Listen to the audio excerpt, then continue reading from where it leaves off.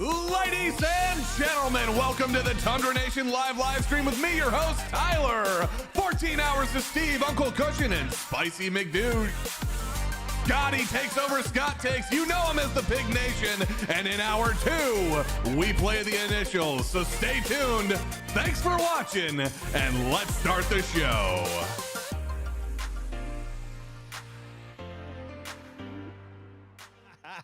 All right, ladies and gentlemen, we are live. Hey guys, welcome back to the show tonight, this afternoon, this evening, or this morning, or wherever you are in that beautiful place that we call the Tundra Nation. Even as I once famously said in one of our more famous Christmas videos. Hello, motherfucker.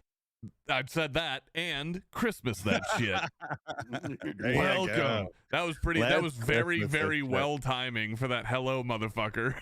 Well done. Well done. Awesome, guys, ladies and gentlemen of the Tundra Nation. We're very happy to have you guys with us on the Christmas episode of the world's okayest gun live stream. We've decided to break the mold of what we've been doing as of recent, and kind of go back to the roots of the Tundra Nation live stream. Bring all of our friends on right from hour 1 and just party all night. So we got all the boys together, but before we go on, I do have to say, party on, Garth. Party on, Wayne. Scotty, how the hell are Wild you, buddy? Stallions. Wild Stallion. My man. My man, love it. Scotty, how the hell are you, bud?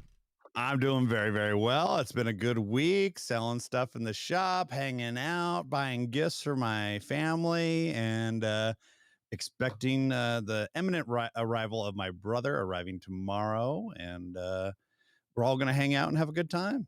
Speaking of family, yes, it sounds like our extra special guest has arrived in full Christmas regalia as well. Ladies and gentlemen, put your hands together for the one and only, the lovely, the former Tundra Tot, and the now I don't know what she's called even now. Let's just welcome Ellie Bean to the show. Huh? Hello, Ellie Bean. Come here, Jelly Bean. Yay! Look, it's your Uncle Scotty. You want to stand up and say hi? Say hi to the guys. Say, what's up, dudes? No, you have to keep your shirt on because you're on the internet now. Can you say, what's up, dudes? What's up, everybody? Oh, did you see the lights change? Said I don't want to talk tonight. Are you chomping on some food? Oh, that was a heel right to the testicles. Ooh. Oh, thank you for the smooch, honey. Hey, can you say, what's up, dudes? Dude. Yeah. Say, hey, Tundra Nation. Welcome back to the channel. Oh, you were saying it upstairs earlier. I say, welcome back to the channel. I'm back to the channel. Good job. Good job. Can you say, Ellie, can you say something for Cushy? Can you say Wu-Tang? No, say Wu-Tang. I say Wu-Tang. You remember Wu-Tang? Wu-Tang. No, she doesn't want to do it, Cush.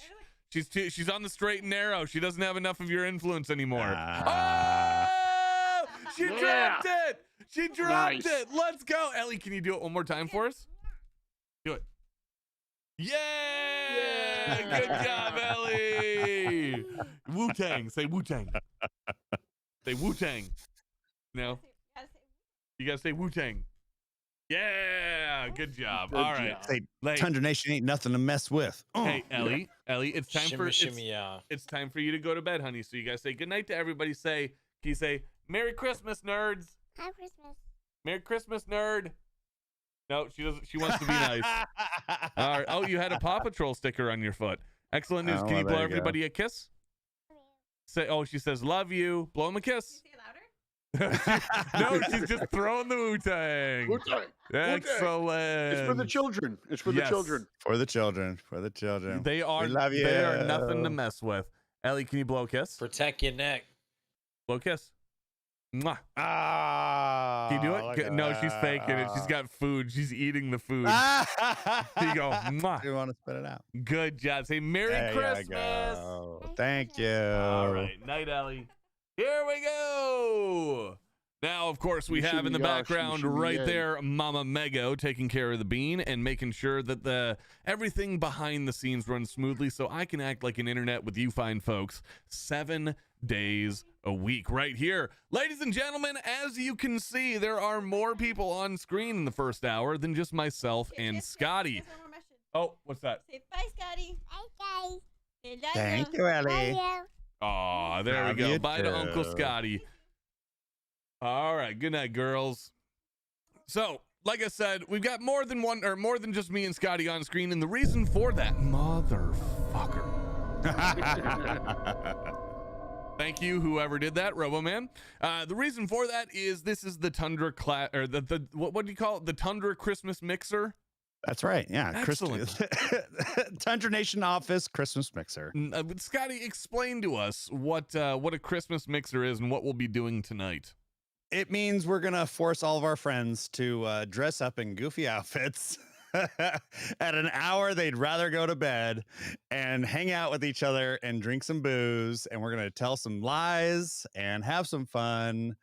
And we're gonna take some questions from the chat. Let's go, and then Ty.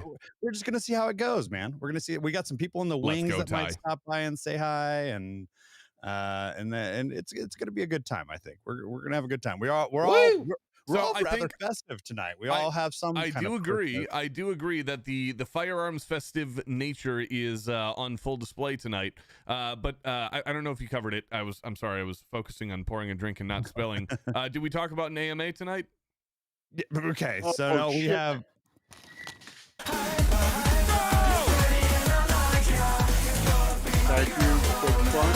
I'm so glad I got my headphones. I dropped them earlier and they shattered all over the place. I don't know what's happening. That was big fun. Scaring the absolute bejesus out of me. Thank you for all welcome. There's something going on. Okay. Oh, it's the Star Wars thing. Oh, okay, that's what happened. Somebody played the Star Wars theme, motherfucker. I don't have my OBS up, so I didn't. And it kicked off the hype train music, which is Hypa Hypa, and so it was playing Hypa Hypa over the Star Wars Cantina music, and it was confusing the shit out of me. Oh, no, you're welcome, because Big Fun decided to emulate what I do to you guys. Yes. Anyways, so did we talk about the AMA? No, that's what we were trying to do. Okay. Yeah. So any point between now and when we do our regular 21 question portion, you guys are welcome to ask all the questions you want. We're gonna bullshit. We may ramble and rave and dive off topic, but we will be watching chat and interacting with you guys. This is your chance. Impossible to get this group off topic. We are always we're stellar. Hey, real quick for the panel here, this goes out to our main gal, Miss Kenzie. Kenzie says, thank you for covering your 6 last night from all of the zombies in her dreams. Kenzie, we got your 6 at all times. The Tundra Nation is here for you. If you guys don't know, Kenzie is our boy Rick X's daughter, and she is a big fan of the show. Nice. So I want all the panel to say Merry Christmas to Kenzie and Jack. I think it's Jack too, right? I'm pretty sure it's Jack. Kenzie and Jack, Merry Christmas, guys. Merry Christmas. Merry Christmas. May your groupings be small and your shots true. There you go. Merry Christmases. In the YouTube chat, we have Robert Pickard coming in and saying, Merry Christmas, Lloyd. Hello, Rob. What's up, my bud? Merry Christmas, Lloyd. Which is that a Dumb and Dumber? Is that Dumb and Dumber? Where's Merry Christmas, Lloyd from? I don't know. That's a movie. It's a movie. Sure it's gotta be. Definitely a movie. But is it I think I'm pretty sure it's Dumb and Dumber. Larry's library over on YouTube says beards are mandatory here. Yes, I have one. Welcome to the club. Welcome to the club, Larry. I love it. I love it. As the Vine or the, well, I think it was a Vine says so famously, Merry Grimmin. Happy Chrysler. While we wait for chat to decide what questions they want to ask of all of us, we were talking about vehicles in the pre-show, kind of talking about early cars that we had and whatnot. Sure. And during the Christmas season, there are definitely very many. There's lots of movies. There's lots of usually personal tales of trying to travel. Later, Swamp Dog. And my own brother has decided to try and travel on Christmas Eve tomorrow, and I told him, "Good luck. I hope you make it, because I really want to see you." But I've almost always avoided traveling during the Christmas Crimin. crimin seasons. Merry Crimin. During the holiday season.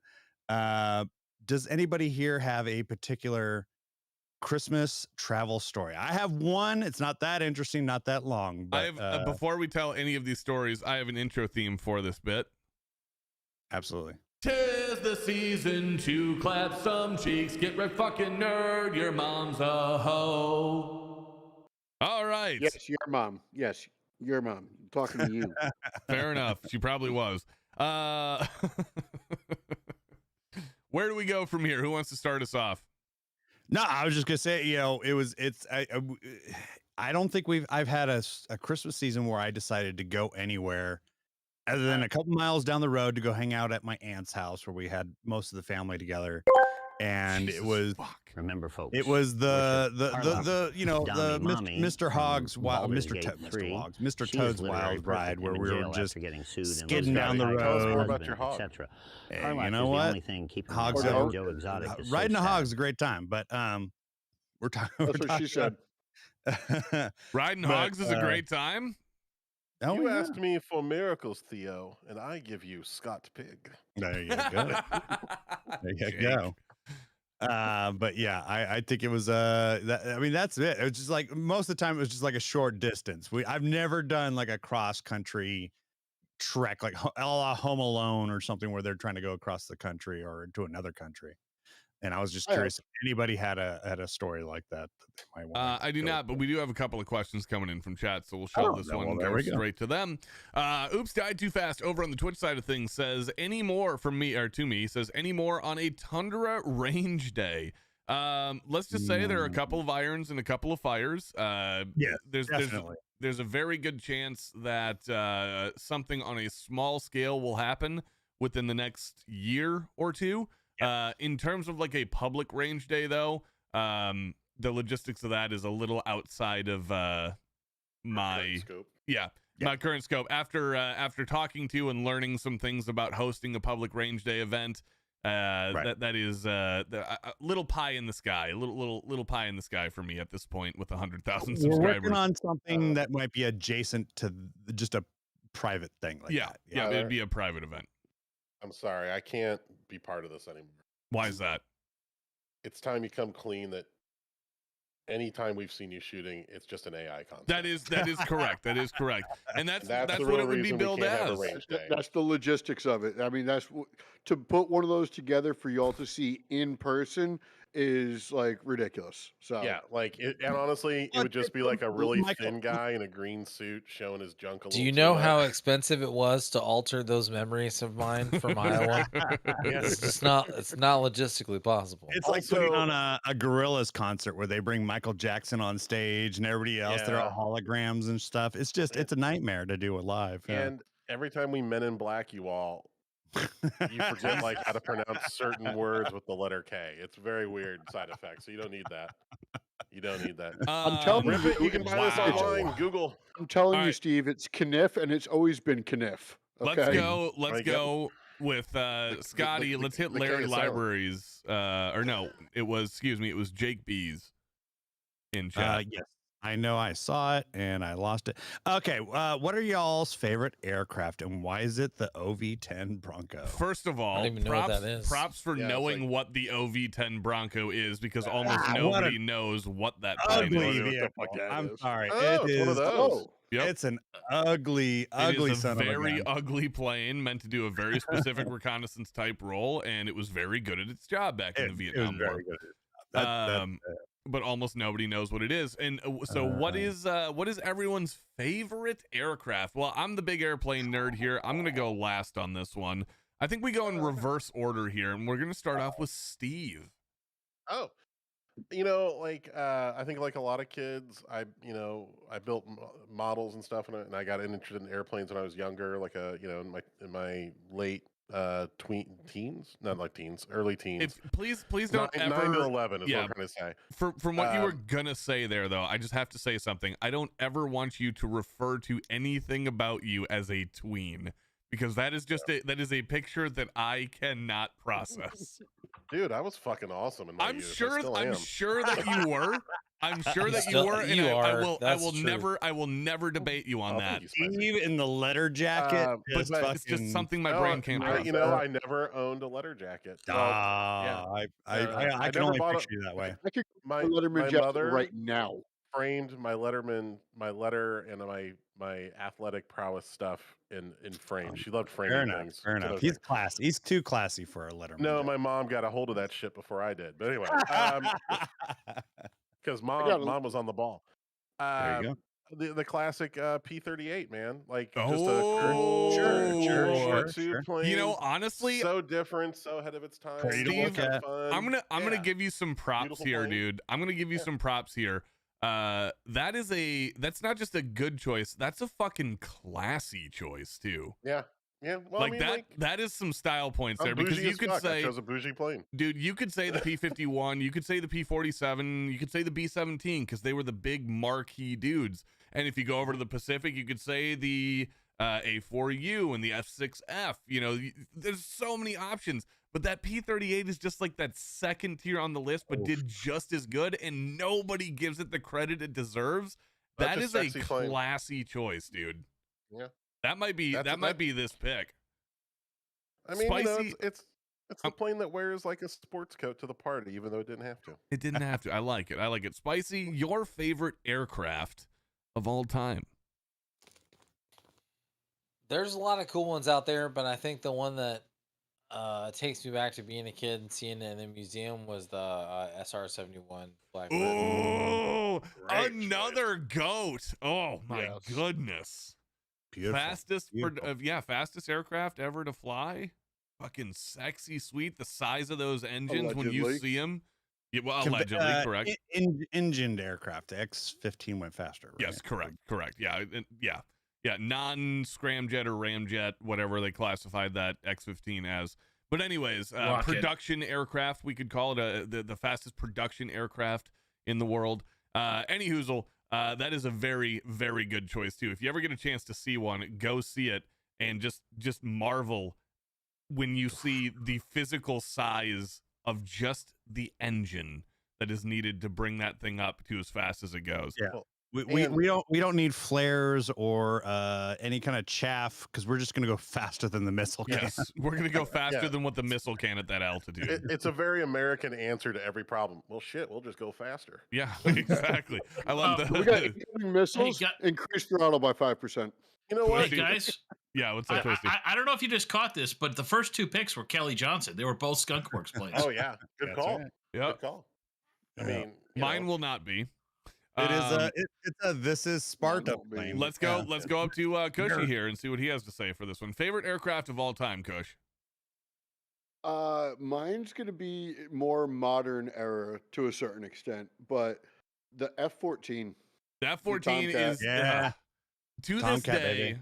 To this day, Highway to And that has nothing to do with even Still. Top Gun either. Still, I mean, no. it was great that it was in Top Gun and the second one, but it was always just the swept wing design. The there, no, yeah. wings so this moving. is what I'll say. This is what I'll say about the F-14. Number one, it was the just obviously the king of the crop. There was nothing that was better than it for its time as a carrier interceptor, long range carrier interceptor. It couldn't dogfight all that well against smaller aircraft, but let's just say it hardly ever had to, because by the time you got within 150 miles of it, you were probably realizing what the word pit bulling meant. perfect record. Perfect record. Yeah. You know. No, actually, I don't think so. No, The you're thinking the F-15. F-15. Yeah, you're thinking the F-15. That's 104 and 0. my bad. Anyways, there are so many aircraft in this world that are sexy for so many different reasons. You got the classic pinup looks of the old warbirds, and you have the modern sleekness of the 22s and the 35s. But there was a time, folks, back when Cush and I were growing up, a lot of us were growing up on this panel, where there was also just a fucking raw sex appeal to jets. And the F-14 from a certain angle had that in spades. If you ever do yourself a favor right now. Transformer. It was a real transformer. Just do Come yourself, Absolutely. everybody on the panel and everybody in chat. I want you guys to do this, and I really want you to participate and do this. Do yourself a favor and look at a front profile picture of an F-14.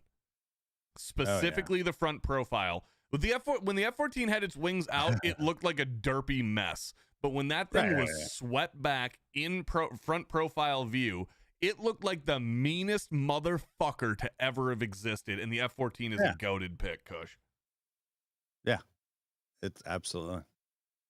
I mean, it is literal sex on photo. Like, it is just you cannot beat how mean and how buff and how awesome and just how boss that thing looks. Yeah, just seeing one of those flying with the wings like straight out, and then like they increase throttle and sweep those wings back, and that's just it's so good. It's so good. The overconfident jock just like jogging down the straightaway on the track, and then like some guy's like, I'm gonna show him, and starts. He's like, all right, fuck you. Yeah, exactly.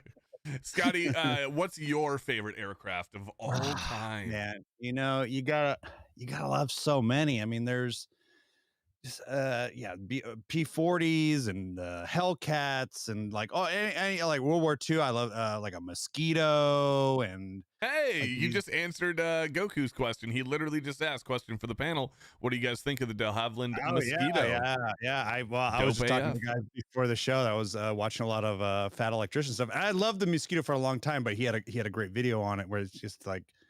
Dude, Cat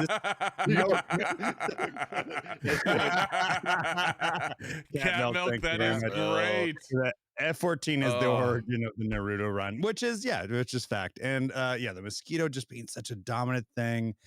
But man, it comes down to I've always loved this plane. And I didn't really even find out about it until I don't know, what was it? We were soldiers once. That book when I read that book about the A1E Sky Raider. Yes, you want to talk about another classy choice, dude? This plane design. It's a prop plane. It has a propeller. This thing could carry as much ordnance as a B-17, and it shot down MiG-15s. Thank you for the correction. It shot down MiG-15s. I mean, this thing, it literally dropped toilets on the enemy. Yep. It was this amazing, like, it was the A-10 before there was an A-10. It was very much, yes. It is the papa of all things. I would still support this plane existing now. This thing was so you are on the nose and absolutely correct when you're saying the A1 series was the A-10 before the A-10. It subscribed to all of the same beliefs in ultra tough radial engine design that could take fucking bullets for days, protection of the pilot, lots of fucking guns, and a massive side-by-side pylon loadout. That thing is so cool, and I'm super pumped to be able to tell you this. I get to see one every year up here at the Duluth Air Show. Yep.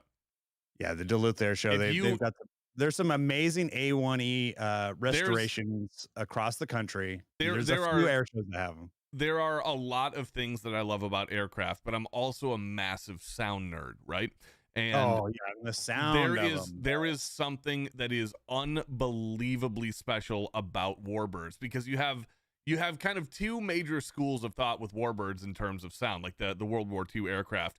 You have the sleek and super sexy fuselaged enclosed engine design of the water-cooled inline engines. Oh yeah, your Merlin like just fired up. Exactly.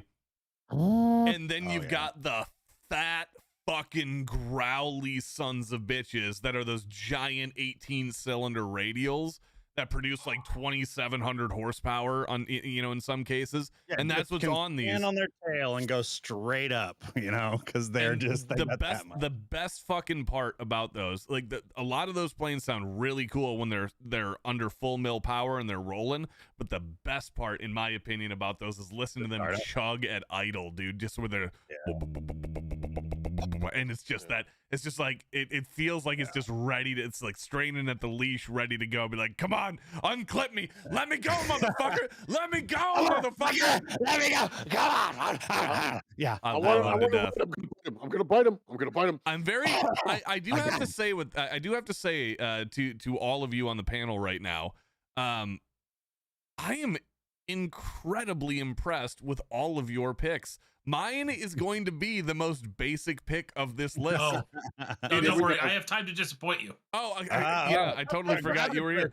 Yeah, oh, Twisted. This is like, don't worry, I'll crash this. Twisted, go ahead and tell me what your favorite aircraft is.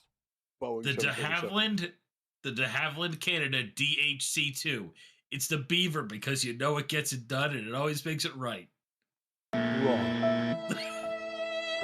I heard that guy's a I love a douchebag. mosquito. You give me a mosquito, and I'm with you. But I'm not Twisty, familiar with the beaver. I know around the holidays depression is common, Yeah. but you don't have to inflict it on other people. Yeah, and I did there are try to also help with it. there are numbers you can call, Twisted. Let's take this spiral and turn it upside down, make it a tornado of fun.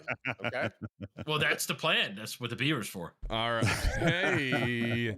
So for me, mine is going to be fairly obvious and fairly basic here, but I've got a very, very good reason for loving this aircraft as much as I do. I have been a loader on this. I have called in terminal ordnance from this. I have enjoyed every single thing about this aircraft. It is sleek. It is sexy. It is a rocket ship with wings. And it is the F-16 Fighting Falcon, a.k.a. the Viper. It's the first aircraft I was certified to load on. It is one of my all-time favorite aircraft in terms of like what I grew up with as a kid. The A-10 always holds that top level for me when I was a kid, but when I actually got into the Air Force and I got assigned to work on F-16s, I couldn't have been a happier guy. Sometimes it leads to very little, and it seems like it's not worth it. Thank you very much. Why you waited so long? For whoever did so that. Disappointing. All right, hey Cap, what's up? Yeah, that's mine. It's just it's a literal. I mean, the F-15 has a higher top speed. It can climb higher, can do greater things, but nothing can accelerate. Nothing can. Let's be honest. I disagree completely. Actually, it's a great pick. F-16 is up there for me. The That's a F-16 top I five have for no me. disrespect for the F-16, especially since it was the star of America's greatest aviation film, Iron Eagle. But I think the F-15 is a sexier looking plane. Oh, see, I disagree completely. I disagree completely. I'm with Steve on this. And doesn't the F-15 accelerate faster than the F-16? Not accelerate. It has a higher top speed. It has a higher top speed, and it can keep accelerating while Yes. going vertical. Yep. And I don't think the F-16 can. No, it cannot. Everyone likes F-15 it. wins. No, Go the further F-15, like there's no debate that the F-15 is the better overall fighter because it's got a higher service ceiling, it's got more power, it's got a better thrust to weight ratio, it can climb faster.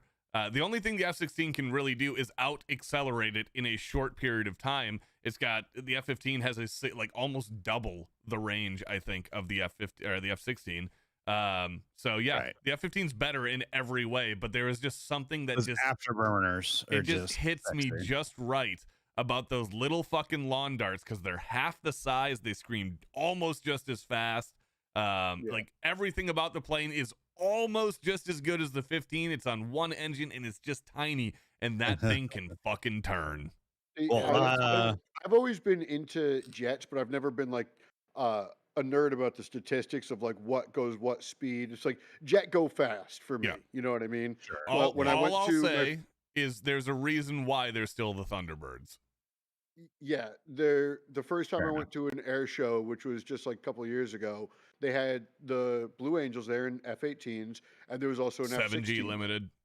And I saw the F-18s, I saw the Blue Angels doing their thing. I was like, yo, these are really awesome. They're fast, just like I thought. Look how fast they can turn. And then the F-16 went up, and I was like, holy fuck, See, I didn't thank know you, there was Will. that much of a difference. Thank you, Yeah. Will. Will thinks the F-16 sexier looking than the 15. Will's look, sick and on medication. of We all, can't take what he's saying as fact. Let's be honest what we're talking about. This is like judging the Miss Universe contest. Exactly. Little bit, Exactly. little bit. Bad is on the Everyone's table here. everyone's gonna have their favorite. Like I don't think anyone's wrong for thinking the But F-15 we all is know sexier looking. the chick from Brazil is going to win. All right. There were some more questions, I think, on the YouTube side of things, Scotty. Before we move to the next question, I want to get to the chat on some of their suggestions. We had an A37 Dragonfly. Interesting choice. And what's We had the Mossberg 590. Which is not an airplane. No. Roman. Conversation. The only time that thing's an airplane is when I get mad at it and chuck it. Hold on. There's a second conversation happening about the 590 separate from the airplane conversation. Oh, okay. My bad. It's a good convo though. It could be a good time. Well, it looks like it's in the chat. We got the Spruce Goose. Spruce Goose, beautiful aircraft. Beautiful aircraft. You mean the Howard Hughes? Yes. Oh, yeah, it still exists. You can go and visit and flew once. It's a boat. For 80 feet. We got Duluth for me, Ty. Duluth for sure. People saying the Warhog. People love an A10. The Hog is goated, man. Yeah. I mean, I'm going to say something controversial. The A10 is not a plane; it's a gun that flies. Yes, that's not controversial at all. It is beautiful. We call it a plane out of convenience. Right. Yes. Because otherwise, you got to have a whole new classification. It technically more flies. Forms, more paperwork. Nobody wants that. Will saying the F-15 shot down a satellite. Yes, it did. Facts. That's the missile doing the work. A6. The 15's got to get up to a high enough launch altitude. Yeah, A6 intruders were very interesting during the Iran incident that they shot up a bunch of shit. Yeah, they bombed a bunch of boats. They fucked up a lot of shit. So, somebody was asking, actually, I genuinely want to cover this question. Somebody was asking the F-111 versus the A6. We'll cover that soon. I do want to. I want to weigh in on that. We got de Havilland Mosquito. Goku agrees with me. Go on, Scott. That was a mighty misstep there. Goku? No, you didn't say that first. Whatever. De Havilland Mosquito is a great airplane. I was just watching videos on that. We had C-130. My least favorite plane in the Air Force's inventory at the moment. I jumped out of many of them and never really wanted to land in one. Yeah. We get the ACH-47, a Chinook with a nose-mounted automatic grenade launch. This is like an assault Chinook. These are OG, that's kind of cool. Like OG gunships. That's like Vietnam era, right? Helicopter that we have. That's like smoky kind of like days where they're just attaching all the guns they can to stuff. Trying to figure out what works. Yeah, we'll just keep adding more and more firepower. We've got a couple more questions. Hold on. Before we move on, Scott, I'm sorry, Tyler. Maybe you know this. What was the common cargo plane during the Vietnam era for the Air Force? No, maybe CH-47. Yeah, the CH-47 would. Really? No. Yeah.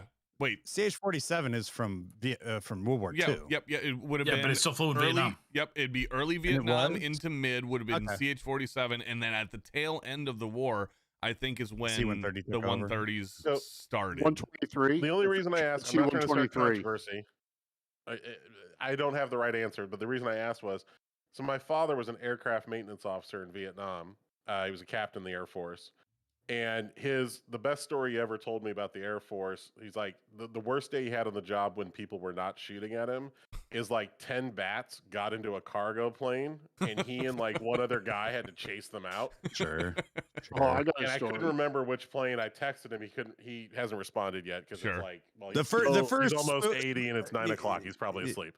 But the first spooky planes was the ACH-47s. Yeah, it was definitely that. I knew they were still involved, but I didn't think they were the main cargo plane. Wow. I had an English teacher who was in the Air Force during Vietnam, but he didn't go to Vietnam. He was stationed in Germany, and he said that was my dad. Yeah. He did maintenance and stuff. And one day, cargo plane went up to do some sort of mission or training or whatever, and it hit an albatross in the windshield. Ooh. And it was his job to clean up the mess because it took out the windshield and then disintegrated in the air inside the cockpit. Yeah. Oh. Yeah. Does anybody have any opinions? It's come up several hold on, times Scotty. in the chat. Can we rep YouTube chat for a minute? That's what I'm about to do, but go ahead. Okay. Sorry.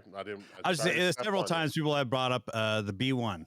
The B1 Lancer. The bone is one of the sexiest planes on the face of the planet. If you look, I mean, it was so much money spent, and about the only time they did anything was in Iraq. It was also a resurrection campaign, because the OG B1 was a cancellation project, and the B1B that came back, back when it was being pitched as a nuclear bomber, which it was obviously way better at being a low-level conventional bomber, hence the B1B. The camera footage of the B1 dropping bombs on Iraq is amazing. I loved B1s. The B1 cockpit footage and audio where you put it is that's a must watch. It's on YouTube. It's all over the place. You can listen to it. Cockpit footage is what the cockpit footage is out there. It's amazing. Listening to these guys dodge missiles it's only like you're in something that is only ever so slightly smaller than a B-52, and you're going Mach 1. Yeah, you're there. What? With 84 500-pound bombs? Yeah, the only reason why is because they had to slow down. Like, they forced them to slow down. Like, they didn't want to. They told them they had to, so they got locked on. And then the rest of the time, it's just like until they get back up to speed, they're chasing missiles. I'm gonna say something. When Tyler spouts out a stat like that, you're going Mach 1 and you're just dropping bombing ordnance, and it's no you got 84 whatever. 84 500-pound bombs. Right. Yeah. I'm just fuck, America's awesome. Isn't it? Hold on. America. The original. Remember, the original B1 was so good that it got. The reason the program shut down was because of a treaty. Yes. We had to sign a treaty to make it less than Mach 2.5. Yeah. It's a crazy airplane. Never, so kids, thank let that you, be a lesson. chat. Never sign a treaty that restricts you from being your best. Yeah. Well, yeah. That's what, Read those contracts. Read those contracts. All right. So a while ago I think it was Twitch chat, somebody wanted me to cover what was more effective, the F-111 versus the A6E. And that is a very, very interesting question. If I'm remembering, the A6E was the main strike aircraft for the U.S. Navy during Gulf War I. And if I'm remembering that correctly, this becomes incredibly interesting. Prior, yeah. Sure, but its major contribution was GW1, back in 91. Yeah, probably. Yeah. And they probably have more missions then. But. So, on the surface, if you're looking at this on paper, the F-111 is clearly the superior plane. It's significantly faster. It had an afterburner that would light off ICBM warning systems. That's how fucking big the afterburner on this thing was. It could carry a significantly greater bomb load. This thing is a Mach yes jet, right? How fast do you want to go? Yeah, how fast do you want to go? Yes, you fly this jet, right? It can carry a ludicrous amount of bombs for a tactical bomber. It's not a full-on strategic bomber. It can carry... I think it's considered a fighter, isn't it? Well, EF. Technically. Yeah, technically, but it's not. It can carry something to the effect of something like 30 or 40 500-pound bombs in a relatively small airframe. Variable geometry wings, everything about the F-111 screams that it is going to blitz this competition on paper. It's missing one thing that the A6E had. A6E was carrier borne. A6E can do that without needing all of that. And I would make the argument that, at least in terms of natural conflict, the conflicts that it's been involved in, from the tail end of Vietnam into the 80s and in the associations with carrier-borne conflict there, and into the 90s with Gulf War I, I would argue that the A6 was probably a more flexible aircraft. Given a global deployment type of deal, where the F-111 has to have a fixed base to operate from, and if Saudi Arabia wasn't part of that coalition, The F-111 would have had a lot harder time. I have to give the F-111. It has an unfortunate official name, The the Aardvark. Aardvark, Yeah. but it's nicknamed the Pig. So that's So you have to love it. You have to love it. I kind of have to love it a little bit, but I think the A6. You watched that I ran with the Samuel B. Roberts stuff where they just were like, we're flying around. Oh, you've targeted us. Okay, I guess we can shoot you now. Kind of like they just were blowing shit up left and right for like almost no reason. And the American government's like, oh shit, stop. Wait, hold a second. The A6. Whoa. Proportional. The A6 was that plane that you could rely on to literally do anything. Like even in a bit more like pinch. the A1E. Yeah, it was exactly. a little bit more like utility player. we can strap shit to it and it can do what we want it to do. So I would. Did you completely forget it used to hunt SAMs in Vietnam? No, exactly. It was a wild. It was one of the OG wild weasels. Well, Navy version of the wild weasels. The A6 platform is easily the more flexible platform, while the F-111 is very easily the better attack and bomber aircraft. Not necessarily close air support, but if you're looking to take out a runway, if you're looking to take out a large troop position, a fuel dump, like a fixed strategic target, even on a tactical level, hence the name tactical bomber, yes, the F-111 is better. But if you're looking for the most flexible aircraft in the shortest period of time, you have an MEU, a Marine Expeditionary Unit, that is deploying to Taiwan on short notice in 1992 for whatever reason. 24. And you have the ability to bring an attack wing of A6Es on station with them within days, as opposed to clearing airfields and trying to, fly F-111s in. Air Force, strategic and tactical bombers. Yeah, it's always been an advantage to have a good, effective naval strike aircraft. That's my bit. But for speed and sex appeal, the F-111 Can wins. I suggest a slight change in topic? Sure, Or why a not? different question from the chat. It was actually the very first question I saw today from our esteemed writer of initials questions, Coots Magoots. So this is going to be a terrible idea. No. I mean, it will be because he tortures all of us weekly. But I thought it was a great question, which is, what is your preferred Christmas drink? And I'm going to put an asterisk in here, alcoholic or not. Hey, before we get into this, I would like to call an audible tonight and run it by you guys. You're in charge. Just do it. No, this is a panel here. I would like to run it by you guys. You know better than to do that. When he's giving us options, we have to listen to those fucking options. Right? You know better than that. I would like, because I'm having a lot of fun. Hold on. Oh right. fuck! I don't have Twitch loaded. Clip it. You saw it. Clip Okay, it. you saw it. Fucking clip it.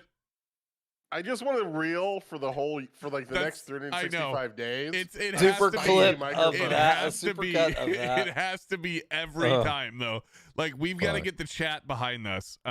Spicy, can you wave to the camera for a second, so they know who you are if they can't see your name? Spicy, excellent I don't know anything news. about airplanes, so I had nothing to contribute to that conversation. That's totally fine, Spicy. We love you all the same. I don't know shit either. I just like to look at them. Chat, what you're gonna see is every now and again, Spicy's mic arm's gonna do this. It's gonna do this.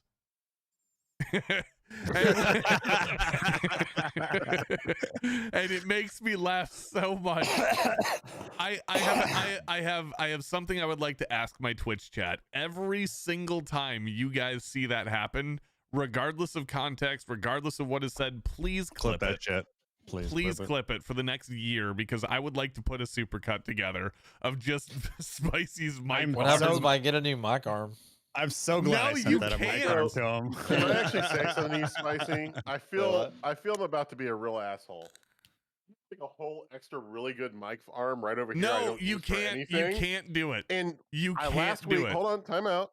Last week I was like, I'm just gonna send this to Spicy for No, I'm not using it. It's That's just right. over That's here. where he got that one. It's because I sent now- it to him because I now was I'm like, I'm just like- tired of this bullshit. But this is a good one. And I'm like, Spicy can have this one. the only reason I'm not using it is I got this mic arm that already had the cable threaded through it, and I was like, well, cool. Anyway, so I made this but one. Spicy, I hate to say this. I am adding to your suffering by actively not sending you a thing that Yes. you like better. That's okay. That's kind of a consistent really- theme, I suppose. Next Mhm. Christmas, I promise. No, 1 year. we- Just we- gotta- If we're sending Spicy a new mic arm, we've got to do the research and figure out what mic arm that is and just send him a new version of that mic arm every. No. I've I'm got not- 3 the more. man- I've no got man 3 more should that I suffer haven't more used. than I 1 can keep year sending them the for a same joke. mic arm because when I bought them, it came in a bundle of 4. I want to be clear. All Spicy is Contributing this to the guy. stream by making me in laugh. 1 year. 1 year, and 1 year Alright. from today. Maybe we'll get him one of those good Joe Rogan ones, like that are Yeah. like Yeah, like this small one. footprint and like Mhm. really like low, you know. Nah, don't know. come on. Anyways, I'd like to call an I audible was like, today, nah, boys. screw him. Let's do it. I'd like I to love call an an audible. audible. Now, normally in hour 2, which would be starting here in about 15 minutes, we'd be going into a game that we like to call 20 questions. Because this is a special episode and because the viewership is actually very high right now, 77 hello. people, I would like to call the audible. I keep hitting it. And just say, I'd like to continue with an Ask Tundra Nation through hour 2. I Let's just do it. assumed that's what we were doing. Scott right, was we very can clear there was not a plan. No, Chaos Stream. Are there questions for tonight? There are, There but are. I would, No, I screw would, that stuff. Coots, next week off. yeah, next week off for Coots for the New Year's season, and let's just roll with the Ask Us I think Anything. So the chat closest here, we'll We're get going to, to be fucking Christmas themed, and we're going to do them next week. That's any fine. questions That's what I we was do, wondering will, too. yeah, Real- any questions we'll do will be honestly- more of a tiebreaker situation. But hold on, Kush brings a very good point. They're probably all Christmas themed, and we're going to do them next week. And I can think of nothing more Tundra Nation than that. Yes, Die correct. hard, Sure. die hard, die hard, die hard, die hard. Correct. Die So Hard. Every answer is Die Hard or John. Hans, Mulaney. Dial on, Gruber. dial on, Hans dial Gruber. on. is okay, a okay. Hans Spicy, Gruber. spicy. I spit hot fire. Spit hot Fire. I got it. I was picking up what Holy you're putting shit. down. Thank you, Big Motherfucker. Fun. I would like to highlight a comment from the YouTubes. Yes, please. The tube. Squid Gunman says, That "More is neck so beards, loud. That's a please. great I'd like to name. show you sure this is smooth." Yeah, I think Smooth for he's everybody. more. I think he's more talking about me than anybody else. I mean, Yep. you and I have had disagreements about your beard. I think maybe we should bring that out into the open. What's this? What's I this? think you should trim it. That's what my mom says too. I'm very disappointed in you for being on her side. Well, don't first know. of all, don't lump me in with other we nation had states. I trimmed my beard. How about we that do this? How Tyler about we do didn't have this? to. How about we do this? Oh, don't let's- put a poll up. Let's No, put the poll up. No. Let's you're put the gonna- poll up. It's the internet. They're always going to choose McBoatface. Okay, true. you are okay. Here's what we're saying right now, according to you, that my chat is gonna vote in favor of me on something. No, they're going to tell you Probably, yeah. to shave it down. If somebody gives me 10,000 bits, I'll shave my face clean right now. Okay. If that's someone gives just me sad and desperate, Scott. Don't do $2,000, that. I will shave everything from here up. If Like, somebody no gives one- me $10,000, I'll shave my balls on I didn't say camera. that. No, I'm kidding. I won't do said that. 1,000. Yeah. That's what your OnlyFans will be for. I'd wax Hey, my butt hey, cheeks chat. for a few I'm thousand cheap. bucks. If you Whoa, guys hold on. get Tyler Hold on. to 8,000 bits in this stream, I will drop 10,000 on Scott just to watch it happen. Okay. What happened? I made a comment about a man's beard, and everything went Yeah, fucking off and the Scott rails. and Scott said he would shave his beard for 10,000 bits. I said, Holy let's do fuck. it. Escalated quickly. There's one. You got 1,000. Yep. I didn't So, say. I didn't Scott, say what's individually. your I preferred shaving soap? Yeah, right. You're gonna need it. It's from Sick. Dapper Guru. Well, I was just gonna use my clippers Hey, and do it. But Yeah, I was Who- gonna say, who's just clip it down. what? 40% off. All right, so here, real quick, let's refocus for just a second. Give a quick description of what we're doing right now, and that is an Ask Us Anything. Right now, we're talking about beard shaving and how much money it will take for each of us to shave our beards. Spoiler alert: you're not going to get me to do mine. I'm the cheap one. Spoiler alert, you can here's pay me to hold do on. one. Here's how things are going to go for the rest of the night, pretty much. We're gonna do an Ask Us Any motherfucker. Oops, gotcha. No We're doubt. gonna do an Yeah, ask I us love it. anything, motherfuckers. Yes. Okay, it's it's happening. It's happening. Thank you, Big Fun. Thank you, Oops.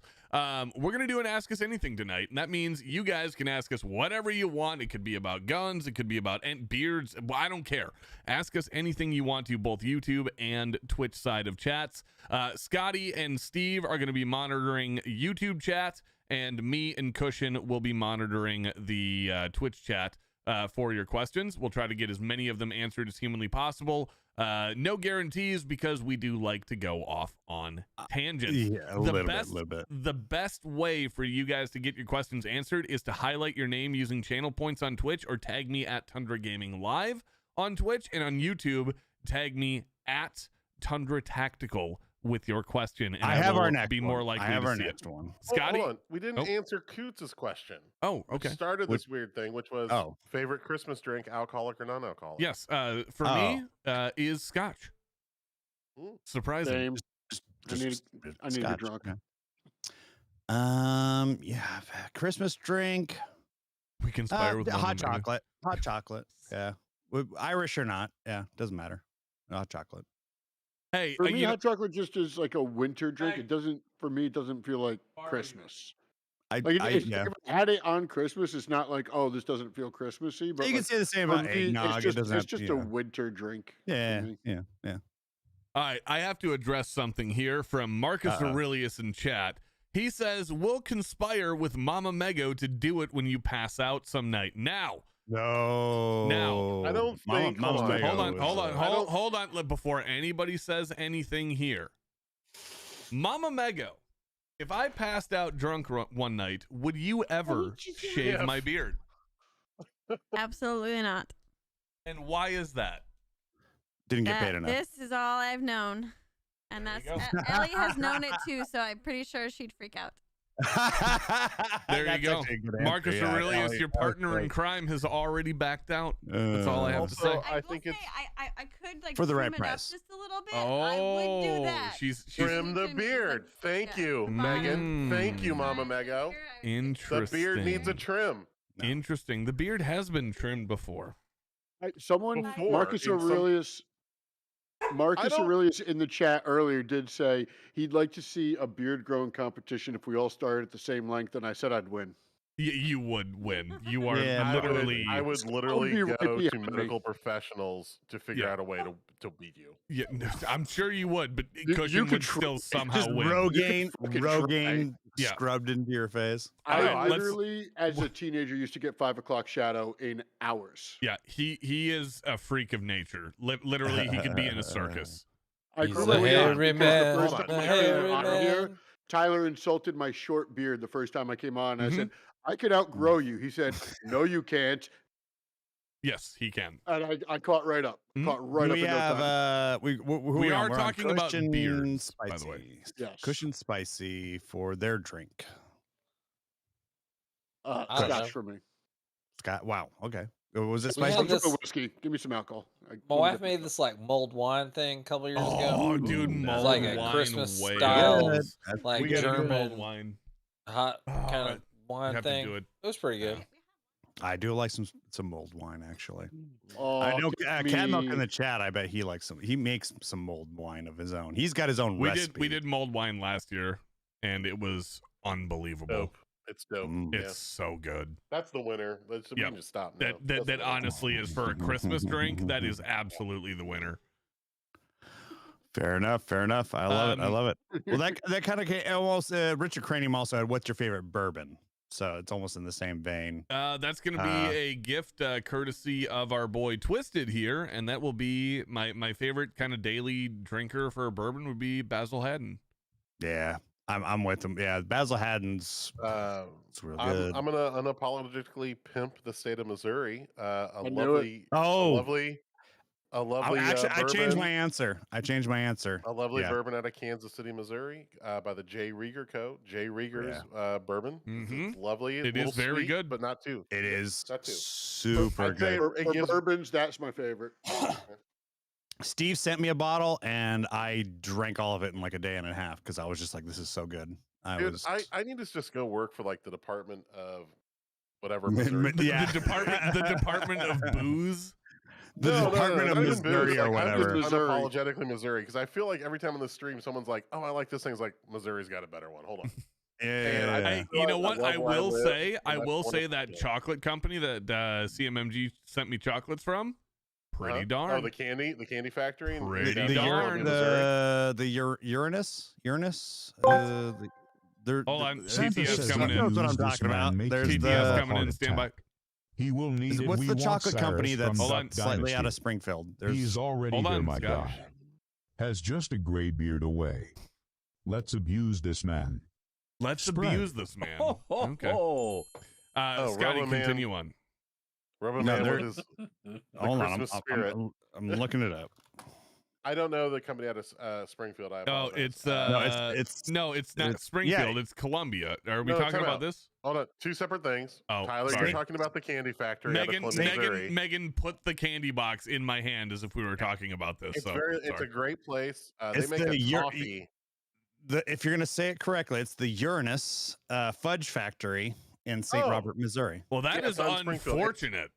No, it's part of their name. It's very fun. Yeah. They are on Interstate 55. So if you're ever traveling across that in the southern part of the state of Missouri, Go get some highly recommend you chocolate. stop there.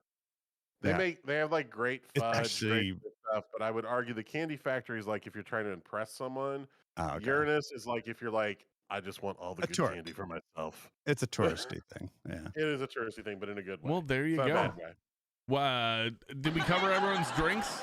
Thank you, everybody on Twitch. Thank you for pointing and laughing at me right now. Did we cover everyone's?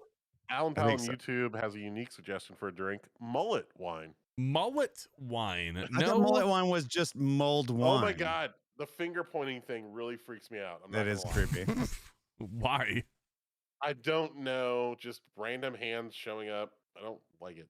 Okay, there you go. If you want to annoy Steve, more finger pointing, please. Get the fingers in there. No, it's more than annoy. Creeps me out. Well, Really there you creep go. out, Steve. That is the first thing you don't want to do here on the Tundra Nation, and admit that you are freaked out or weirded out I'm by already coming up with plans for the something. next gun con. There you go. All right, who are we on? Are we on YouTube side or Twitch side for questions? I think we're on Twitch side. I think that was All right. yeah, let me that was YouTube side. See if I can find a Twitch question. Also, stop. You've been saying Marcus Aurelius this whole time. It's happening again, Steve. Yeah. God damn, it is freaky. God damn it. It's Marcus Aurelius, which is a much better name than Marcus Aurelius. Is that what it is? Actually, his name? Yeah. Cool. Oh, 14 hours Lubby. to save. Exactly. Shut up. We're changing it. I went with the valid assumption of the Gladiator reference here. So I was with you. I read it too. they're literally just machine gunning the hands He's now. a Steve. lead philosopher for the School of Stoicism. That's cool. Cool. This is the number Roman Emperor. 5 or 6 in a row. It's 6 in a row at least. Yeah. You know, I'm trying really hard not to notice, but I'm really noticing. no, How much money do you make for each of these? Just out of curiosity. I don't know if this is actually happening this way. Oh, no, it is. It's Roboman just doing it over and over again. That's great. How much is it costing Roboman every time? 300 bits. Oh, perfect. I'm going to act like it's not bothering me really hard, but it's really hard not to act like it's not bothering me. It is difficult. It's something weird about random Marcus hands. Aurelius says it was actually Mark's timing. Roboman, real quick. It is kind of difficult to continue on with the show if this is continuing on. Roboman? It's only 50 bits, by the way. Oh, it is Oh. only. It's only. Well, there you go. It's the random one. Let's go ahead. Hearing what Tyler's hearing. There's Let's a go sound ahead and to this stop. as well. Yeah, let's go ahead and stop because I can't hear anybody as long as this is happening. Yeah, it definitely needs to be more than 50 bits. That's the only thing I don't like about Tangia. Yeah. It's the only thing I don't like is they add new bits and they default them at 50 bits. And then they auto add to your profile. Like you can't select it to just be off by default. Yeah, So, you have to constantly. Roboman, let's go ahead and stop. How many did you do, brother? Because he says Rubber there's Man, 3 look at left. this. 3 left. I'm Okay, putting on my fair enough. rose-colored glasses, and I don't see them anymore. There you go. That's how you All handle right, that. I think we're good. I think we're good. So let's get to But thank you for another. participating, Rubber Man. Yes, that is good participation. We appreciate you. Thank you, let's- Roboman. Let's get to the next question. We were on Twitch side, and I think I had one from Roboman, actually. Oh, there you go. He's asking, would you drink well gin or cheap unfiltered vodka if that was all you had at your mother-in-law's Christmas party with unbearable cousins? Yes, absolutely. Yep. Steve, your hands Oh, up. Why did you plan so poorly? You knew where you were going. Fair point. That's fair enough. Yep. There should be a good bottle in the trunk of your car. The that first you stop go out I to for make some air. was Ooh. the first stop we make when I go to the Tundra Nation get together is to the booze store. You know what? I had to go to Hey, go- real quick, I got to give a shout out here. I just noticed Alaskan Ballistics, our good buddy, has Hey. shown up in the YouTube chat. Welcome, Alaskan Ballistics. Ladies and gentlemen of the YouTube and the Twitch chat here, because we are simulcasting or multicasting right now. Alaskan Ballistics, our good buddy here, has a live stream of his own over on the Tubes of You, the YouTubes, which you can check out. If somebody could post a link to that on either of those chats, it would be great. As to where you could find it. It's a great chat. It's very, very cool. I tend to crash it every now and again when I'm up late and have nothing else to do. And Alaskan Ballistics, thanks for hanging out with us, man. Hey, buddy. Here's to you. Cheers. Ooh, okay. Happy. So yes, I would It's in absolutely, YouTube. I would YouTube absolutely chat. drink well gin or cheap unfiltered vodka if that's all I had at my mother-in-law's Christmas party. Booga, booga, booga, booga. By the way, Gin. motherfucker. Do we have to choose between the two? Do we Now, want I cheap do- vodka or Hold well on, gin, or- hold Check on, the premise of the hold on. question. I'm gonna try to save my life here. I will have to say that if that ever came to be the case, I'd be in dire straits because my mother-in-law is well known for throwing some of the best parties that can possibly be thrown.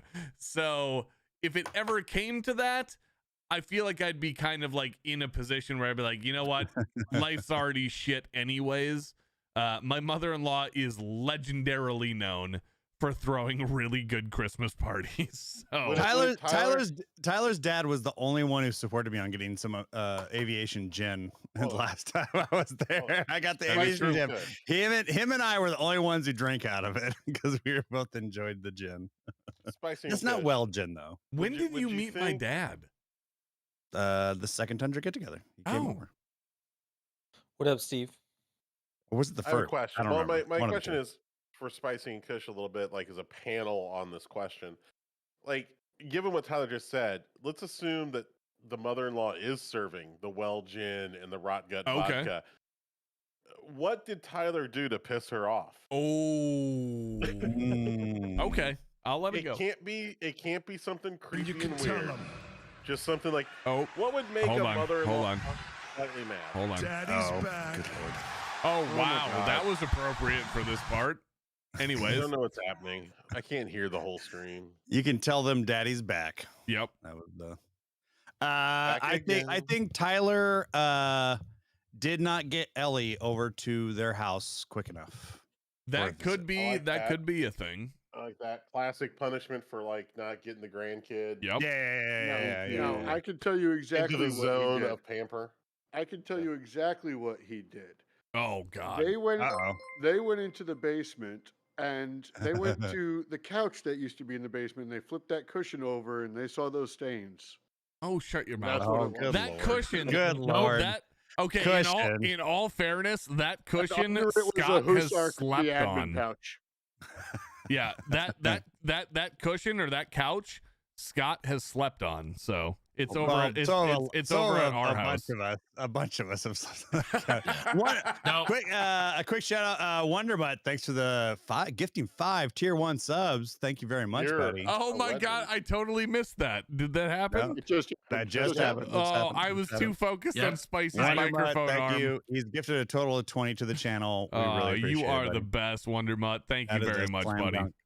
All I want for Christmas is you. Oh, what a great guy! What a great guy! I know what Tyler did. He used those decorative towels to take the casserole out of the oven and ruined one. That's the answer. You know what? Actually, so there is a very. He's done that. Hold on.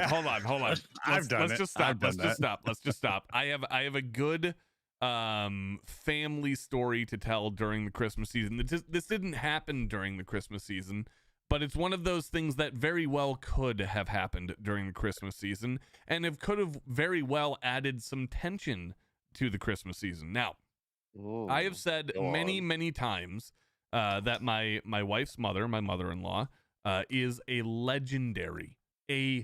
freaking legendary cook, to the point where going over to eat at the in-laws is akin, if not better, to going out to eat at XYZ restaurant. Why is everyone laughing? What happened? I'm sorry. Before you get into your story, 762/51 in the YouTube chat probably made the best comment. She's mad at you because Tyler asked for a gun, or she asked Tyler for a gun, and he gave her a 224 Valkyrie. Ow. That's a great one. That's a great one, YouTube. Keep it up. That one stings a little Marcus bit. Aurelius said Tyler did a massive dump plugging her toilet, and I responded, "No, that was my roommate in Tyler's toilet." Yes, that was. And So, anyways, because he heard me. Where was I going with this? Your story about the holiday season. Straightforward and fully. Oh yeah. Okay. So it didn't take place in the holiday season, but it definitely could. It's like one of those stories that you could transplant into a holiday season story easily. So my mother-in-law, very good cook. Somebody who, her casual activity, the thing that she does for fun is read cookbooks. Like that's her literature. Sure. Like, she'll get on an airplane and she'll sit down and she'll read cookbooks instead of like a fiction or a nonfiction book. No, that's like the way we love guns is the way she loves cooking. That's the best way I can describe it, right?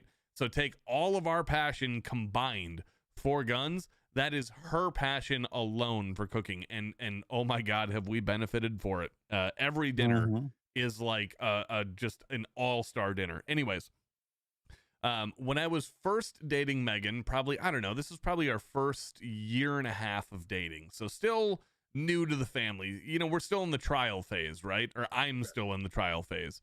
I'm trying to make myself look good, and I say, Louise, you've cooked us this fantastic dinner. Why don't you guys sit down and enjoy a nice a port or a sherry and after dinner wine while I go do the dishes, right? As you do sure. As the new guy in the family. And she says, thank you very much. And she was very grateful for this. She says, thank you, Tyler. I get up to go do the dishes. And those were the best dishes I ever did in my entire life, by the way. The first time I offered to do dishes at the in-laws, I made one critical error. Oh, no. Wrong. Oh, hold on. Can I guess? Can I guess? Legitimate guess. Yes, you can legitimately guess. You fucked up the cast iron. I absolutely fucked up the cast iron. Oh, wow, Kush, that was psychic almost. Yes. I had a feeling when he was like the critical error. I'm like, what can you fuck up with dishes? I couldn't imagine that. You're right. I can't imagine that. Yeah. It makes so much sense when you say it, but like I would not have thought of that. Somebody clip years. that. That was a good one, Kush. That was a Kush, really that is good like one. amazing press. I win 20 questions a lot. Is that shit right there? Also, I think I made that mistake when I was like, ooh, shocker shooter with the 199 super chat, the A37 super tweet. Second favorite, the Scorpion. Number 1 for reasons. Well done, and I appreciate the $1.99 super chat. Thank you, buddy. Thank you. I think I made the mistake on the cast iron when I was 10, and I never forgot it. I think that might have been the maddest I ever saw my mom. Yeah, I did some heinous shit when I was in my teenage years. I don't think I ever saw my mom that. It was mad. the only time that I ever saw my mother-in-law run into the room saying, "No, no, no, no, no, no, no, no, no." Because it was like Lord. years worth of seasoning on that on that cast iron pot. So, or pan. Fellas, and I was sitting there with a fucking like aluminum SOS scrubber. pad. Oh yeah, God. So, gentlemen, I have to confess something to you all. Something I've hidden from you, I think, except for one or two of all of you. He doesn't cook. As you may know, I grew up in San Francisco, and God bless your I soul. did not see a cast iron pan until I was like 16. Same here, dude. Same here. No, I was right. Yeah, And I was older. I had no idea what they were or why they were important. I didn't know about seasoning a cast iron pan until I got married. And then I was very much informed. Fair enough. I think a lot of guys are like that. Yeah, a lot of guys are like that. Yeah, It feels like no one tells you that. Like that should be like when they pull you aside in high school and they do the birds and the bees thing for the girls and the boys. Yep. What they should do for the boys is like, this is a cast iron pan. This is how it gets seasoned. This is why it's important. Yep. Don't fuck it up. Yeah. I was never taught that. And maybe be a mensch and cook with it occasionally. Yep, I was never and taught you'll be that. the best husband ever. No, I was never taught that either. I was never taught I went that. on Boy Scout. Wait a minute, I gotta like oil a thing and then put it in an oven? Yeah. What am I, an industrial engineer? there's I don't know this. A lot At of people 18, I don't know this. a lot of people, I guarantee you there are people in the chat right now that don't know this. Oh yeah. And it's so like if you want to impress a girl, like have a well-seasoned cast iron pan. Oh yeah. Dutch oven. There is one larger cardinal sin you can commit if you're from New England, though. Go on. Break someone's bean pot. Oh sure, yeah, bean pot, big time. Yeah, bean pot's like Good night, a cast Wolf. iron. Merry pan, Christmas, buddy. Merry Christmas, buddy. No, it's worse because they're harder to find. Yeah. Oh yeah. Yeah, no, yeah, and well, yeah, and that's the thing. It was like, is everybody's always like, well, you know, my grandma's cast iron pot. I love you how can't this. buy that I love how the anymore, title of this show is the world's okayest gun live stream, and we have literally not talked about guns at all. We talked about planes. We talked about an A-10. That is a gun. That is a gun that is attached to aircraft wings. That is correct. So we are technically a gun live stream tonight, but we're just having fun. Who's your favorite gun manufacturer? General Electric. There you go. Exactly. I bought my toaster, my oven, and my guns from General Electric. Fairchild Research. Let's go. I learned early on. Fairchild Republic. Yeah, but that's the plane. That's not the gun. My grandmother was known for her fried chicken. Oh, thank you, Coach. Actually, you're right. And everybody, and the secret was something she did with these cast iron pans. It's like some magic. Nobody's been able to recreate it. She gave the recipe to everybody. We all have the recipe, but we can't recreate it. And I have a couple of her cast iron pans, and it's like, give you the real recipe. All right. Hey, probably not. All right. I've got to get to a couple of other. There's a gun question in the chat if we want it, by the way. Chat. There is. I do want to get to Richard Craniums here. He says, at Tender Tactical, what's the worst gift you guys have ever gotten for Christmas? When I was 10, my crackhead aunt gave me a pack of tree tinsel and a roll of Scotch tape. She even wrapped them and put a bow on it. I could have fun with that. That's not bad. I've got nothing that even comes close to that. I was raised in the bosom of middle America. I had the best Christmases that a kid could ever ask for. Like I've never grown up in terms of hardship on a holiday season. I'm very blessed to be able to say that. My parents were they put everything out there to make sure that we always had great Christmases. So unfortunately, I don't think that I have an answer to that question. I will turn it over to the panel. I think I feel like I'm in the same boat. I always was like, I may not have got what I wanted, but I Correct, got yeah. something that you always I always got loved. like you always had a memorable Christmas, Yes. something that was like you never look back at Christmas and said, "I remember that." There was Christmas. one year I really wanted the Power Glove. Nintendo Power Sure, Glove. the Nintendo Power Glove. Yeah, really young. Yeah, really young. And I think the best gift I got was a Ninja Turtle sleeping bag. That's pretty fucking dope. How old were you? Yeah. Oh, like 5. Oh, maybe. dude. Oh, Like, at very young. sleepovers, you were the king. Oh, I had a Ninja Turtle sleeping bag, and I had Michelangelo. I want to poll the chat just on here. Okay. Yeah, I want you guys in chat to raise your hand right now if you ever took a sleeping bag to a sleepover as a kid. Oh yeah. Steve did not definitely. He was like, no, I don't. No, my mom is from the East Coast, so you did a bedroll. Okay. Fair enough. A little different than a sleeping bag, but yeah, yeah. You know, like shut up, NPC. Shut up. On the West Coast, we had these very thin, just decorative, like almost sleeping bags that we used. I know exactly. Like when I went to like scout camp, we would camp. Oh, I know. Scout camp was never. I had California's weather was so mild. It was just like you just need something to keep the water off of you. Sure. Yeah. A good down sleeping bag was good for that. Yeah. I mean, I don't know. Spicy, did you ever have like a weird bad Christmas as a kid? Not that I can remember, no. Because you're the question. Because I feel like we all are basically going to say, like, look, maybe we didn't get what we wanted, but we were all in homes where we felt loved. So, like, what was like the bat? Like the because she's like, no. Hold on. No, break. I want to hear Steve out on this one. No, so let's flip the question. Like, what's the Christmas? It doesn't necessarily mean like you got the best gift, but what was the Christmas you're like, damn, that was the great Christmas? Sure. I have from childhood to adulthood. I have an answer to this one. I have my most memorable Christmas. Oh God. All right. Well, I'm gonna say it's gonna be embarrassing. Is the waterworks gonna start? No, it's just gonna be embarrassing. My very first memorable Christmas. Sure. I've said this before, but throughout my life, I have had an attachment to a certain brand of a teddy bear. That's right. And the reason for that is because I'm adopted. I have no idea who my birth mother is. And the only thing that came with me from my birth mother was this teddy bear. So I've had, I think rightfully so, motherfuckers, an attachment to it. A very specific type of teddy bear. Not to you guys. I'm more talking to the chat on this one.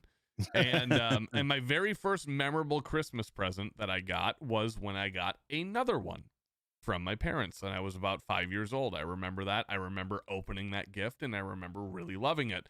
And then let's see, there was another one that I was just thinking of, and I just brain farted it. It was the other teddy bear and something else. I'll tell you what, I'm gonna sit on this one. I'm gonna remember it, but I'm gonna turn it over to Scott, and I'm gonna have you tell me. There was plenty of ones. Like I said, like y'all said, Christmas was, you never went out. TTS coming in at our company Christmas. This year I raged. I traded it for something only slightly better. Okay, great. Thank you, Roboman, for that one. Scott, continue on. So I think one that I remember specifically, there's plenty of them. I got a train set one year, and slot cars another, and blah blah blah.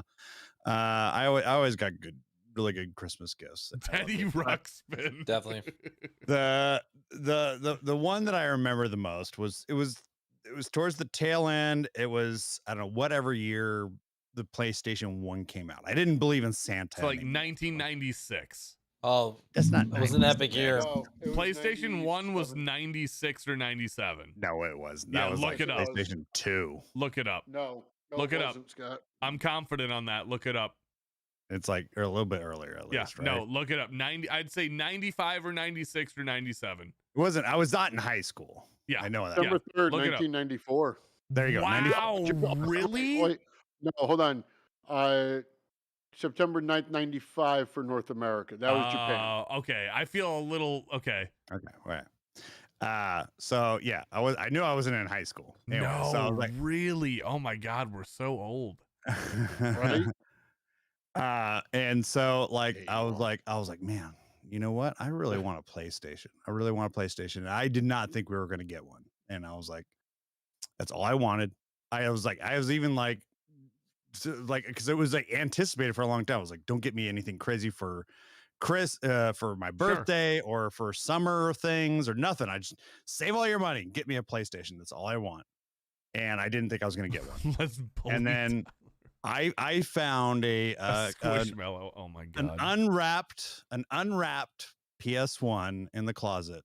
And when my parents were gone, and I was like, oh shit, I've got a PlayStation 1. So I surreptitiously, very carefully opened that thing up, and I had been playing that PlayStation 1 for the whole month before Christmas. Playing some Final Fantasy 7 on this thing, which is the only game that I wanted with it. And Final Fantasy 7 was dope. So I'd play it when my parents were gone, and then I'd package it all up, put the tape back, everything perfect, and they wrapped it up and they gave it to me for Christmas. I opened it up, yay! I'm so happy. I'm so surprised. I don't have to hide it anymore. and then my mom's like, go ahead and play. We got nothing else going on. Go ahead. And I hop on there. Up a save file. And there's literally saved games. And my mom and dad are like, oh, that's pretty good. Yeah, that's pretty good. Yeah, and they were just like, fuck it, we don't give a shit. You're old enough. That's pretty fucking good. I got similar to that. Thank you, Alaskan Ballistics. I appreciate it, buddy. I got a similar story. It probably wasn't my favorite Christmas. I almost always got what I wanted. Sometimes it was a year late though. So I remember when Xbox came out. Sure. I wanted an Xbox, but they were always dumb expensive when they first came out. Sure. So I got one the following year, but I think I was like 15 at the time. And Halo 2's coming out. Come on, Mom. I didn't believe in Santa anymore, obviously, at that age or anything. And I knew my mom had gotten better at hiding the gifts and like watching me to make sure I didn't go find the gifts. But I was always able to outsmart my mom in some way. And it was like, I don't need to find the gifts. I just need to find the receipt. Ooh. So I just pulled out the fucking receipt from her purse. I was like, I got this and this and an Xbox. Oh. Cha-ching! Let's go. Put it back in the purse, and Sure. But, so you were running fucking CIA. You were like ODA 001. Yeah, I was. You don't go looking for the gifts. You go looking for the receipt. But now it's all on Amazon these days. Right. So I just have to keep my kids off the computer, which they don't look anyway. They don't get it yet. There you go. I always got awesome stuff. I remember one year, my mom bet me. She said, "You can have the gift and $250 if you can guess what's in it." And she let me see the wrapped present for like a week beforehand. Okay. Shake it, feel it, everything. And it was thin and square, and it was too heavy to be a CD or a DVD or anything like that. And I couldn't figure it out. And it was a framed concert ticket with Ozzy Osbourne's signature and every member of Rob Zombie. Oh, what a good gift. And every member of Rob Zombie was when they toured together, Rob Zombie and Ozzy. That's pretty fucking cool, actually. Was that Warped Tour?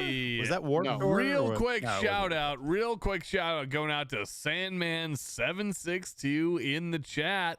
Just showing up. Our good old boy Mike from CMMG is now in the house. He says, holy crap, I'm old. You got an Xbox at 15? I got one from my second wife's parents when we were dating. I was 15. I might have been 16, somewhere in there, 16. Scotty, keep her going for a sec. Not a worries. That's not a worries. Yeah. Spicy. I think we're on you. I don't have anything that sticks out more than anything else. We always had. What was like a memorable Christmas gift at least, right? You got something you got at Christmas. You were like, God damn, memorable Christmas. I don't know. The best Christmases were always like hunting related. Oh well, that's actually that sounds pretty good. You know, if we're out at the deer lease, going for some pheasant or for deer or... Yeah, be deer. Oh, very nice. So I saw a meme today that I thought was pretty funny that made me feel old, and it was appropriate for gifts. You remember when people got you stacks of a blank CD? Yeah. Container, like 50 blank CDs. You'd be like, oh, cool. All right. I used to get those all the time. Yeah. Yeah. The diamond pack of like 25 to 50. Yeah, absolutely. Yeah. No shit. That was a good time. I do have one Christmas gift that I remember getting that I was very disappointed with when I was younger. Apparently, according to everyone, the year before this one, I asked for a Magic set. Now, this was like in the age range of like... Wait, are we talking Magic the Gathering cards, or are we talking about Magic as in like, here's Magic tricks? Yeah. Like the fake thumb and all that stuff. Sure. Yeah. Illusions. I know the exact set you're probably talking about. Yeah. They said I had asked for one the year before, that I wanted a Magic set. And I honestly think it was the year before that. But this was at the age where it's like, whatever you liked last year is stupid. I'm onto the new stuff, like 10, 11, 12, somewhere in there. So I got a Magic set, and I wasn't like disappointed with it, but I didn't get why they thought that would be a good gift for me. I was like I'm gonna learn this stuff and like, you know, check it out and whatnot, but like, why? They're like, you asked for this last year, and I'm like, that doesn't sound familiar even to me. I still have a very good memory. I think really you're lying. I'm like, I think you guys were just struggling to find a gift this year. But other than that, like, it was from one of my aunts that I got that, and I got other stuff from them. It was I always had great Christmases growing up and everything. So as a dad now, though, you can respect the position your folks and people who loved you as a kid were in, because it's like, I don't know what the hell these kids are into. I think it's easier now. Yeah. Just if it's got a screen on it, you're good. Like, you know, that is correct. No, I don't know about that, but yeah. But that was the one disappointing gift I got. But it wasn't even like a huge disappointment, like, because I did learn some of the tricks and stuff a little bit. That was kind of cool, but you learn how much bullshit there is in entertainment. That's what I learned from any Magic stuff I got, was like, well, this is fucking bullshit. This is like so obviously fake. And then you're like, wait a second. Look, everybody else is doing this. What you need to do is, while no one's looking because you distracted them with a small explosion at the back of the house, link the rings together like this. I'm very behind on a super chat. I did kind of mention it, but Alaskan Ballistics even. Thank you very much for that, bud. And then I think we're on to Steve, if he has any Christmas gifts that you can remember. Actually, mine is a little. I don't know. It's not super personal, but I'll go there. So when my mother had been previously married before she met my father, divorced. Then my father and her met, got married, and in between their like engagement and moving in together, my dad's apartment got robbed. Now my dad was on the Air Force shooting team. I remember you telling me this story. Yeah, he had a great collection of guns, as you can imagine, and being what I love about my father, very pragmatic man. And it was like, well, we could use this insurance money so I could replace all my guns, or I can now fully furnish a home for the two kids that are now in my life because I married this woman, and then a year later I was on the way. So he did that because that's the responsible good thing to do as a father. Fair enough. Probably. And my mom is not anti-gun at all, to be clear, but like, you know, I got born, it was like a young child in the house and like other young kids in the house, and she was a little freaked out by that. So she made a deal with my dad that like he could have some guns in an off-site location, but before any guns got in the house, What happened? Oh, Cushion needs to read YouTube chat.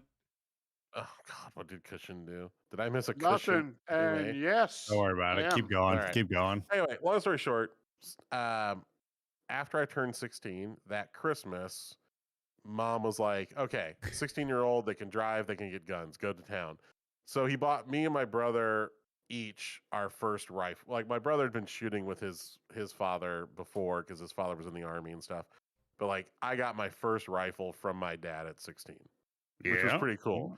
And then my dad was like, "Oh, by the way, I make a lot more money than I used to in the Air Force now because I have like a real executive job at a pharmaceutical company."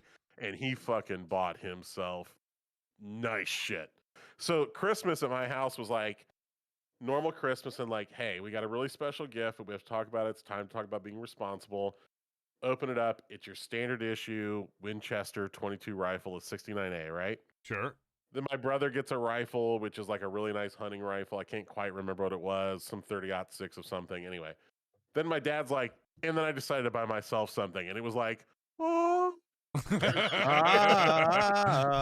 just like he's obsessed with like the Ruger 1 or the Ruger 1A, that single shot lever, really complicated mechanism.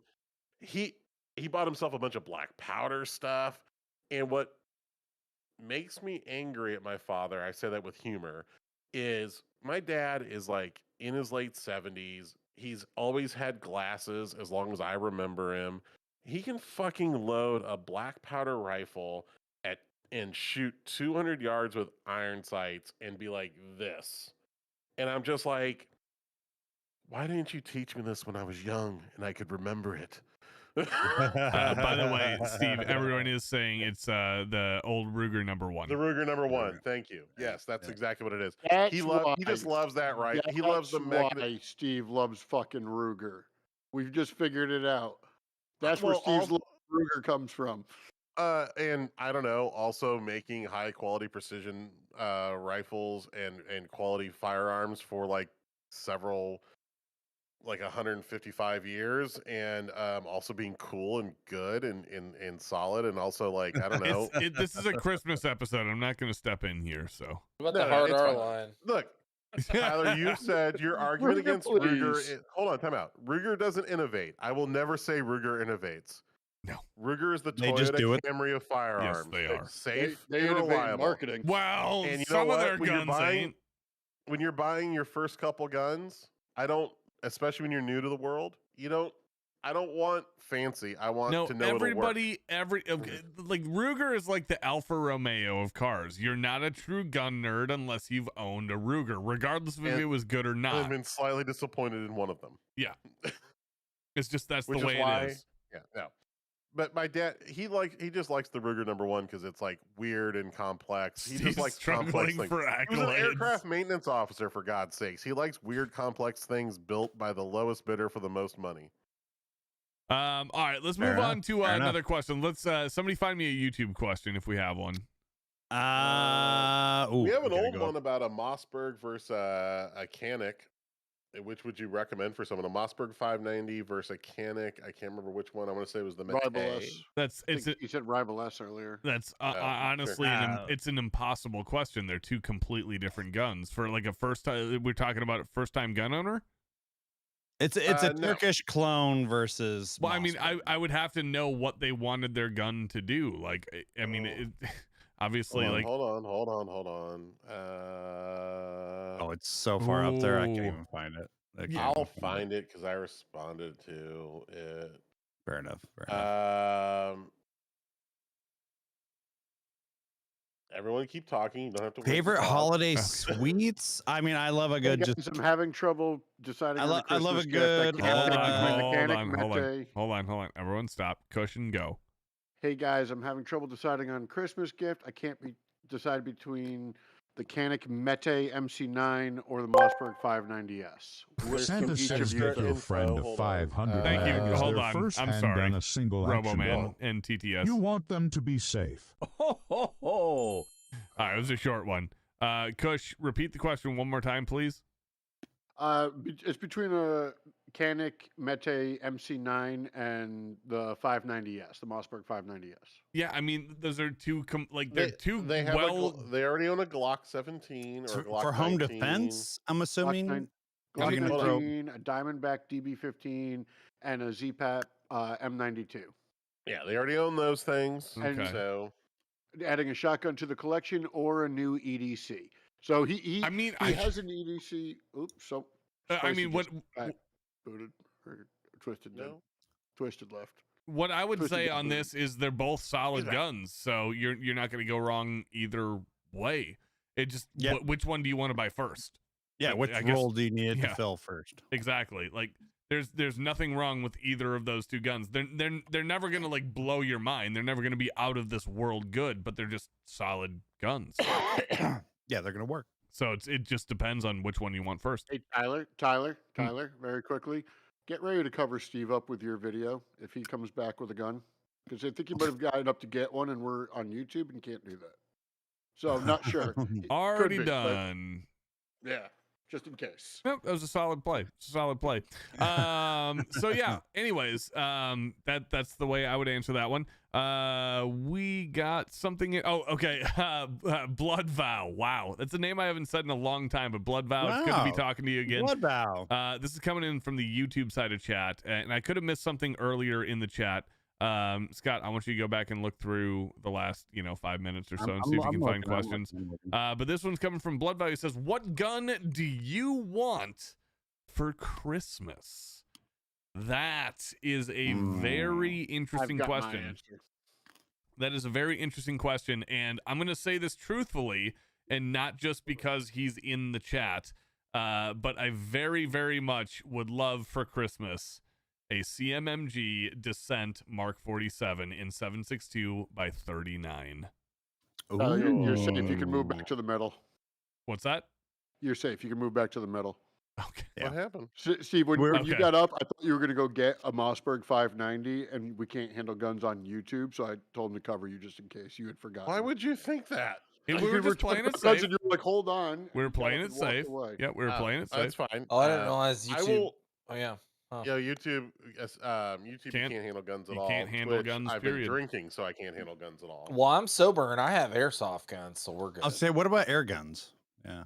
That one I honestly don't know, so I'll err on the side of caution and say, please no. No. They're all airsoft. Okay. Look, it's a firearm live stream where handling firearms might be problematic. But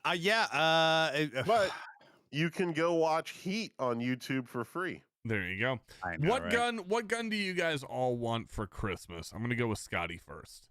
You know what? We've been playing with these air guns, which is why I mentioned this. And we actually got in the mail 2 days ago an air gun, MCX. Nice. MCX BB gun. Oh, nice. And I've been trying to get the guys to I wanted to get them to get some fully auto ones. This one, it does 3-round burst. And it does it very, very well. And it's very, very cool with the collapsible stock, and you can play around with this little MCX. It's full, it's the exact proportions and everything. It's very cool. It's a little heavy. And it uses CO2 canisters, which are annoying as well. But it was a lot of fun. What I really, really want is just one of those like fairground full auto BB guns. That's what I want. I really, really want. It's not a firearm, quote unquote. We'll allow it. But that's I want one of those that I can just sit there and take out a red star with, and that's what I want. That's what I want. I want that for Christmas. Anytime you're taking out a red star, it's always good for America. It's always good for America. Yeah. That's what I want right now. Those are facts. All right. How about Kush? What gun do you want for Christmas this year?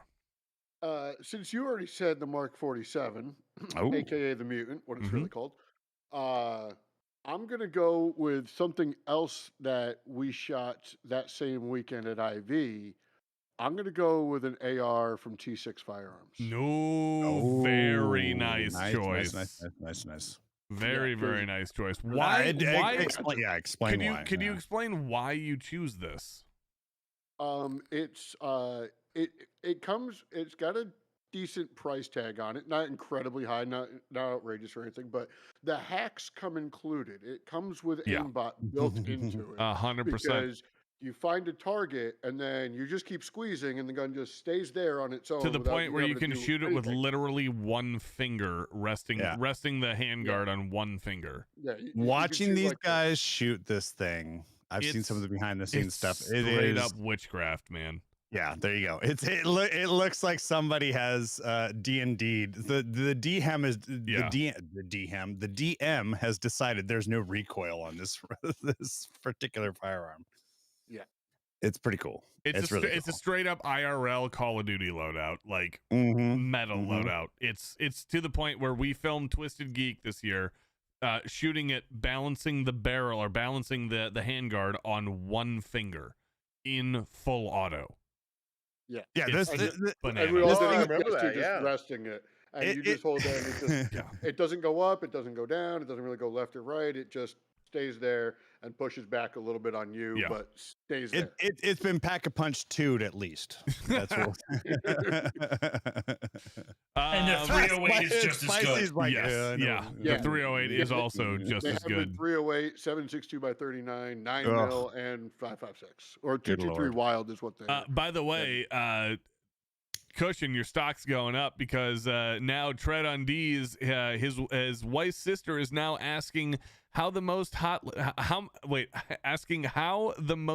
manly guys here is single, or how the most hot manly guy here is single. So your stock's going up there.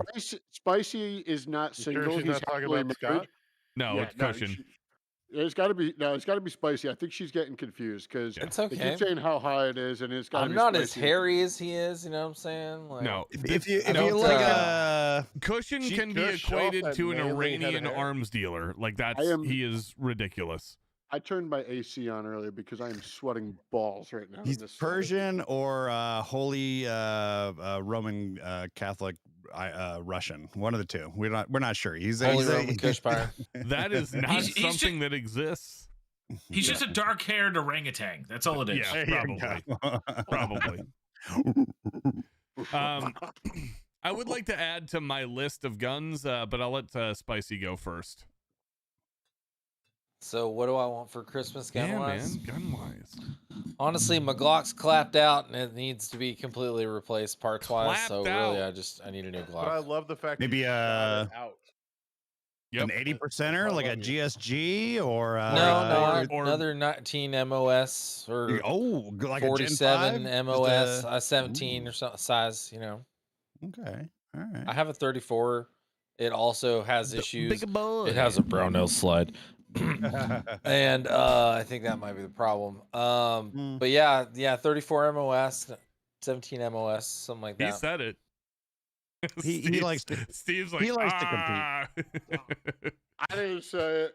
I need editing. What do you mean? I'm just reading. Fair enough. All right, Stevie. Hey, you're up. What gun do you want for Christmas this year? So it's not technically available yet, but it was announced a while enough ago from a company that I believe will actually fulfill it and bring it to market. I want the PSA STG-44. Oh yeah, sure, yeah. I want it so bad. You know, we rag on PSA a lot here. One thing they don't out of love. We Yes. rag on them because like they do good stuff, Sure. and we know they can take it. Sure. But while we rag on them, they're not failing. one of the They're things not that they don't do is not fulfill promises in regards to releasing their guns. Like the Jackal was announced, like 6 years ago, and it pretty much just became in circulation. 2021, yeah, I think. 3 or 4 years ago. They worked their shit out. Yeah, it's all good. I actually want to. like a I want to modern debate that because STG-44 would be fun. I want to debate the Jackal point because I specifically remember talking about the Jackal with the PSA rep on video at SHOT Show 2019. But was that an official company announcement, or was it like, True, hey, we got this thing coming and you got working a on little... this. Yeah, exactly. Like it wasn't like the official statement, but it was announced. Like they were willing to talk about it on camera. Sure. But you're right. It may have been officially announced. We got some great ones in the chat before you go, Tyler. Has been officially announced, and they were it's very been a honest while. about it. They were like, "It's going to be a little time till it comes out, but I really. want it. I want it now." That's not a fair comparison, Big Fun. Squirrel it says Romance says at Squirrel Lords Gaming saw a CX4 today and passed on it because that says That's Squirrel the right Lord decision. Gaming says I would love to have a Beretta CX4 Storm for Christmas. I'm sorry. Okay, like the says, only reason I'm a why nerd. Yeah, you're I'm a nerd. you're a Battlestar Galactica fanboy. And I love the futuristic nerd look. Okay, wait a minute. I have to say something. As a former PS90 owner, I can't rag on anybody who wants to join I Command. guess, yeah, as a former Vector owner, right? I'm in the same boat. The thing is this, like the PCC craze came and it's kind of gone. And if you want something in a pistol caliber, but that is more, oriented like a rifle or a, pistol brace orientation, I don't know, man. Get something that's got some flexibility to it. Build something in an AR9 platform. You'll be happier. It'll work better. Fair enough. Fair enough. The CX4 looks cool. A lot of things, and like there ain't nothing wrong with just buying something. It's like I know it ain't practical. It looks cool. Hey, I got an AKV because it looked cool. It's not bad. Man. It's okay. Yeah, if you think it looks cool to you, buy it because guns are supposed to be fun, and sometimes we forget that. I would just say, if you want a PCC, I think you'd be happier with something else. Alan Powell, hey, I love you. It's beautiful. It's Italian. It'll work most of the time. Basically, like an Alfa Romeo. I really like shooting the CMMG 9mm we have in the office. Ooh. Oh yeah, Banshee. Nice. Yeah, it's Resolute, I think. Oh, the Resolute. I'm not very nice. 100% on the naming convention. Sorry, Mike. But no, I enjoy that. I have to get to a couple of bits from YouTube here. First of all, Tread on D's coming back for Uncle Cushion. Stock's going up again. He says, whatever you do, Cushion, don't start whispering about barrel twists into the microphone. I'm ordering her a cold shower as it is. Dude, so Kush is in the Discord. Send her the number. Send him the number. I think this is more for him now. He needs at least a 1 in 7 because he's got a heavier projectile. Ooh, you'll love to see it. Hey, Alan Powell. To make the same joke. Alan Powell has a hot take in the YouTube chat saying Alan Powell, our Alan Powell saying the PS90 is the ugly Christmas sweater of the gun world. I agree completely. Steve, your hand is up. My mistake with the PS90 was this. I love the round for the PS90, the 5.7. I actually loved the PS90 for all its ergonomic disasterness. Thank you, Noble Boy. It's fun and it's different, and the round is a heck of fun to shoot. What I should have done, if I'd had the balls, to be frank, is gone and gotten the CMMG 10.5-inch barrel, SBR'd it, et cetera, et cetera, et cetera. My problem is I like to cycle through my guns a lot. I have like 3 or 4 rifles that'll never leave the collection. The rest will cycle over time. Sure. And now I feel sad because I'm looking over. You can't see it; it's off camera. But I have like you're looking at your magazines. Hold on, I can bring those on camera, right? I'm sure you can. It's not a gun, right? It's some metal and plastic. Yeah, there you go. Yeah. They only hold 29 rounds, so we're completely fine. They could be empty boxes. His for all camera we know. froze the second they walked on screen. Wow. he tripped over the USB cord. YouTube is watching us right now. They shut you down, Steve. They until they had you say don't bring them back on camera. The second they showed up on camera, your camera shut down. I'm not kidding. Serious? I'm not kidding. Can I do the box? Yeah, as soon as you came around the corner, you were holding put the them on. things. I want to do it again. Oh, wow, see that's if amazing. So in this box is a thing that goes in a 5.7 by 28 PS90, and I have 9 of them left. Even after I sold 2 with the PS90, that when I got rid of it, And now I'm like, either I want like an AR-57 just so I can use these magazines, because I really don't want to have to list all these magazines for sale. Ladies and gentlemen, is there anybody out there that's willing to buy these magazines? I will give them you. I actually don't know. Hold on. Let's stop here before we cross the line. I actually don't know if I can say that, so let's not have that discussion here. No. The joke is, I have all these mags because, like anything else I do, when I decide to buy something.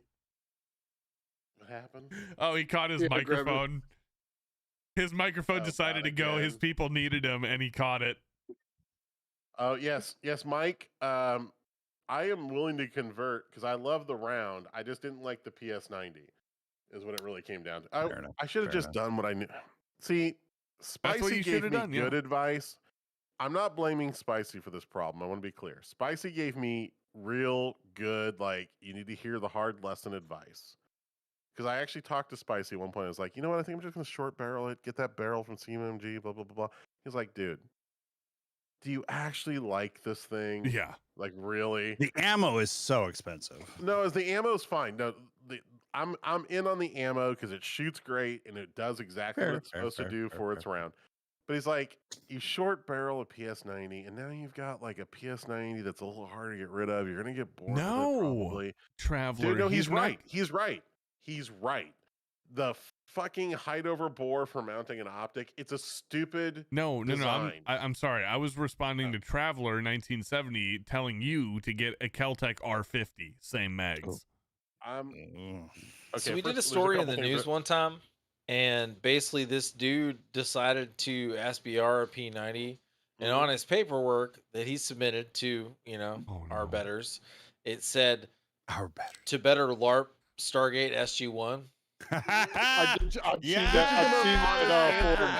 seen that one. Yes. That is, and that's outstanding. Like the primary case, I would say. That is outstanding.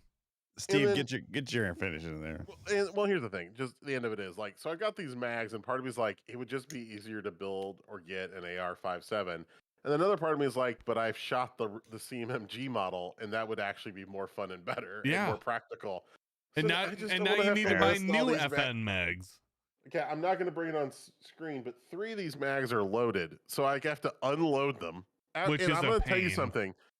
Loading a 50-round PS90 mag, it's not fun. Fine till round 30, and then after that, it's a chore. It's like it's a chore. I wouldn't know. It literally makes you go like, you know what? Fuck guns. And you're like, no, this is too hard. My wussy Second Amendment. This suburban man hands can't handle this gun anymore. So anyway, Mike, what I'm saying is I'm going to call you up. I need to talk to you about what the best 5.7 model CMMG has. There you go. And if you know anyone who wants some PS90 mags, let me know. Final one in before we get Tyler's answer to this question. Yeah, just not here. Not here. Just, guys, that's a joke. Don't do it here. I don't, because I won't remember and I don't care, and this is not a resource where I can look back at it later. Sandman762 says he still wants. Well, he spells it wrong. He says he wants an Orbez. Oh, an Orbez. Some Orbeez? And I'm sure he means an Obrez. Dude, I think everybody wants an Obrez. Yeah, that's pretty good. I just had to mention it because of the unfortunate misspelling. Hey, real quick, is not wrong. Real quick interjection here. If you guys are just joining us either on the YouTube side or the Twitch side of things, we are doing an Ask Us Anything segment right now for the next however long the questions keep coming in. Get too drunk to continue. Here's how it works. You can ask us anything that you want, any way that you want us any way that you want to, as long as it abides by the Twitch TOS and the YouTube TOS. I would prefer it if on Twitch you could highlight your message using channel points or tag me at Tundra Gaming Live, and then over on YouTube if you could tag me with your questions at Tundra Tactical, so that I can better see them. I've got Scotty watching YouTube, and then I'm over here watching Twitch, trying to catch as many of them as we can. We do tend to go off on tangents, so we apologize if we miss anything. But that is what we're doing right now. And it's your answer now. It is my answer to the gun that I want for Christmas. That is not the CMMG Mark 47 Descent, aka the Mutant, because that's what we like to call it. I have to go with my two old reliables here. My two old reliables. Number one is a mare's leg in 44 Magnum. Ooh. I would be so unbelievably happy getting one of those for Christmas. And the other gun that would be... Go on. Go ahead. No, I was just gonna say I am so with you. I want the 44 Magnum, but the cost per bullet, I'm gonna take the 45 Colt every day. Dude, I don't even need to shoot it. I just need to know I have a 44 Magnum. Okay. Anyways, the other gun on this list is also one of the old reliables for me.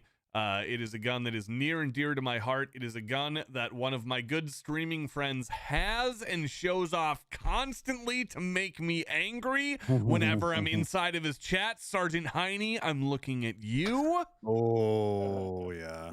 And that's going to be a short-barreled DSA FAL. And I know they don't work. I know they don't cycle. I don't care. They are the coolest looking fucking guns that are in existence. I knew it was a foul. They are just the coolest looking guns that are in existence. I don't care. It doesn't have to work. It's not going to be a practical gun. I want this thing to do one or two things. I want this gun to make me look cooler than I actually am and kick out a fucking beach ball size fireball every time I pull the goddamn trigger. Those are the only do that two if it things. doesn't work though. I love it. I love it. Okay, it works just fine for when I need it to do that. There you go. Chat, send out your questions. It is a terrible choice for any form of practical firearm, but it's cool because I want it, or I want it because it's cool. Oh yeah, absolutely. Yeah. In the next minute or two, we'll choose another one. I have a question for you guys. So go on. I only have one Merry Christmas, Clayton. Merry Christmas. I only have one Christmas gift to give out. Everybody else said they didn't want one. Even actually, this person said they didn't want one. TTS coming in. Your own my dad's girlfriend. TTS coming in. Right essentially, Scott. Stop talking when he says that. Okay, sorry. And Scott, continue. My bad. I didn't see it. You're all good. So yeah, my stepmom essentially, she said she didn't want any gifts, but she always gets us a bunch of gifts. It's like crazy. And so I got her. She likes puzzles. Now, what I got her, I'm going to show it to you right here. This is it's some Chinese BS. Well, it's supposed to be Japanese essentially, but two very different things. But okay. So it's a you put these things on your bookshelf. I know what this is. These are those snap together bookshelf puzzles. Yeah. Book Nook, right? Yeah. It's a Book Nook thing. You see them on YouTube advertisements all the time. So I got her this one. I think she'll like it. She likes travel and stuff. Honestly, and I think this would satisfy even like my ADD relatively well. So like last Christmas, we spent like half the time just putting together puzzles. So I figured I'd get her this. Sure. We can put it together, and then she can have it on her bookshelf, forever long until she gets tired of it. But I was just curious if you guys had any kind of gifts that you were. I actually do. Is this a good gift? Is this a good gift or not? Like this feels. I was a little hesitant on it. It felt a little. If she likes puzzles, I feel like she's gonna like that because I've seen ads for those, and I know they make them look all super cool, and they probably don't work as well in real life. It does advertise itself as a 3D puzzle. It looks those things look cool. The snap together bookshelf puzzles look awesome. I'd like to highlight a response from friend of the channel, Dr. Catmilk, in the chat. I got my sister-in-law a puzzle. It's a 550-pound puzzle of the cow we butchered. so damn, Catmilk. That's a good one. Scott, I do have an answer to this question for you. Yes. I feel like it's a pretty good one. It's kind of this is a gift giving question, not a gift receiving question. Am I correct? Right.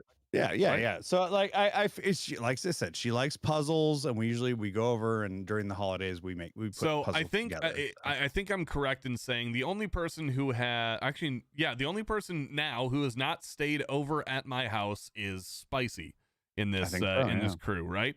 So we don't need to do the raise your hand if you stayed over at my house bit. But for those that have stayed over at my house, right? When have you seen Ellie without her excuse me, if you had to tell me what you think Ellie's favorite thing in the entire world is, what is it? Because I guarantee you've all seen her with it. carrying it around the either house. the bunny or the drop bear. I was gonna say the bunny. I don't. It's the she bunny. has a name for it, but I can't remember Nope. the name of the name. It's actually there is no name for it. It's there's just no bunny. name? Yep, it's just bunny. Just bunny. Yeah. Yep. So we have Megan and I have been endeavoring to become healthier people and lose some weight. So we've cut back on some bad habits. We've gone out and started to exercise some more. Steve, is everything okay? There's a great question in chat. We can get to it in a minute. Okay. And and one of those things that we've decided to do to keep us active is, oh my God, what happened? No, it's good. Shut up. Shut up, Mike. Get your ADD and focus and go. Come on. I'm just seeing everyone else reacting to what Mike was saying, and I'm mad now. Anyways, so one of the activities that we're doing is going out to the malls, right? And walking around the malls. And of course, the big mall in Minnesota is the Mall of America. There's a place in Mall of America that Ellie has absolutely fallen in love with, to the point where she wakes up in the morning and she refers to it as, Daddy, can we go to my toy store?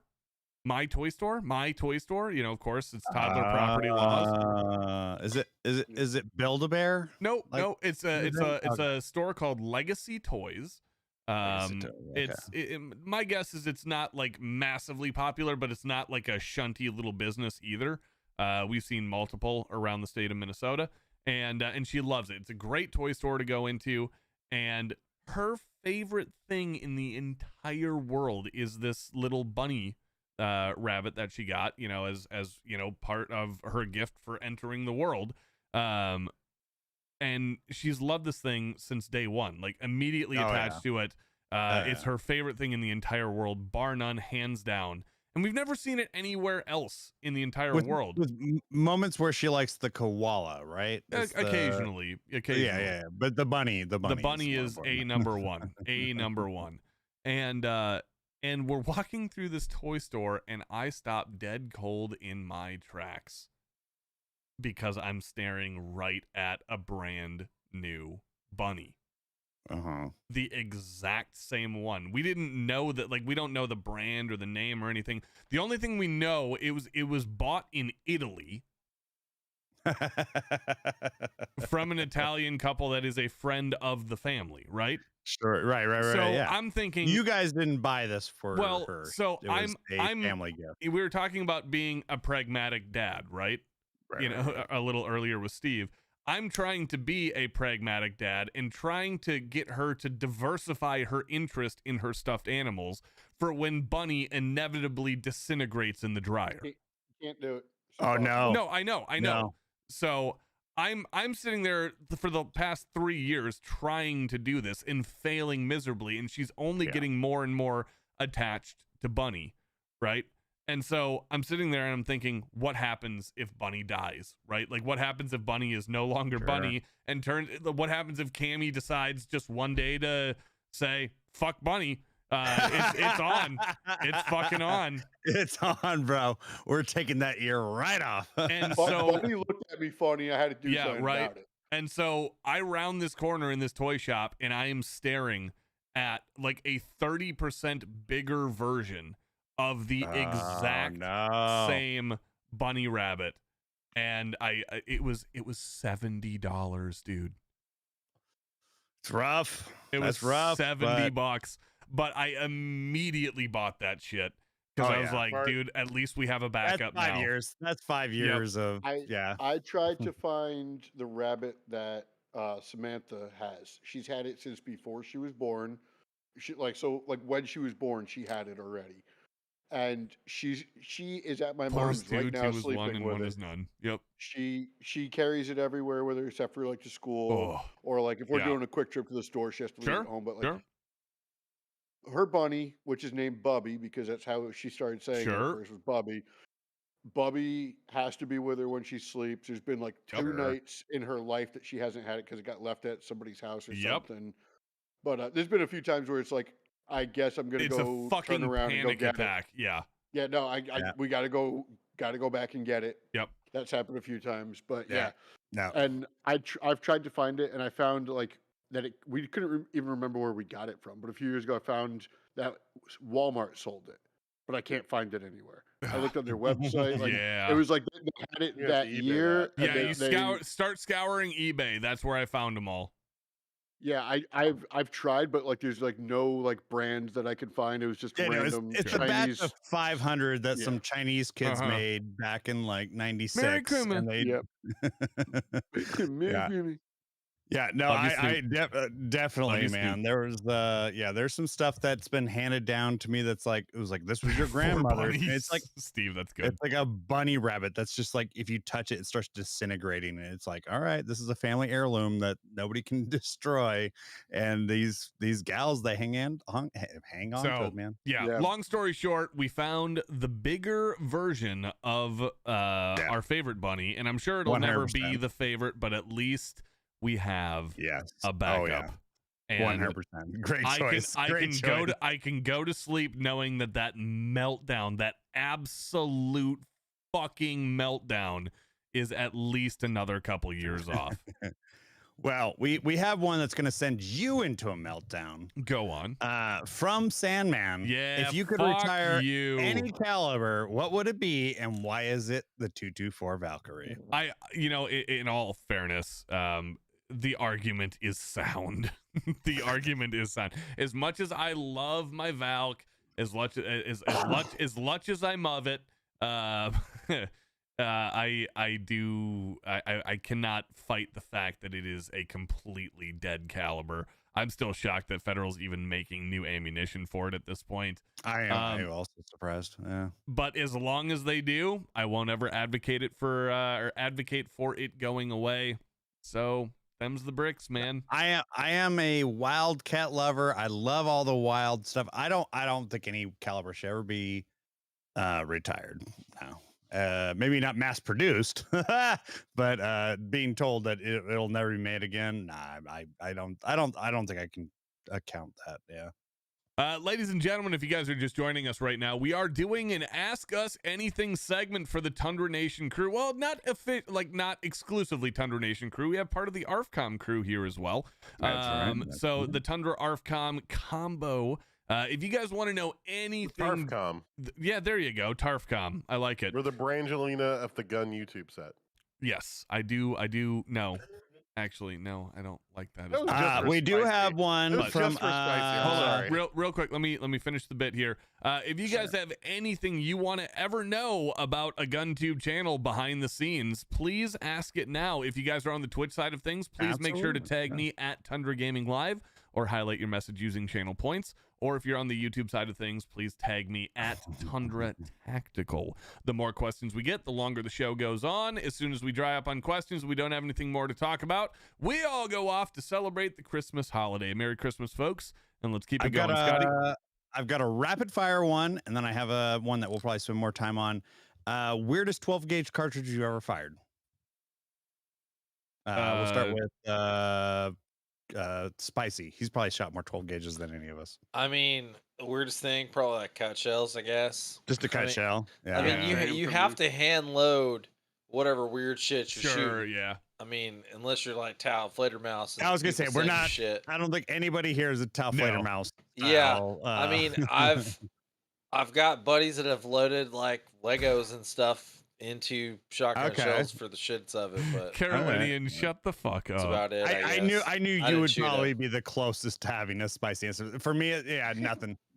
I don't think I've even done a cut shell. 3.5 inch BB shotgun shell.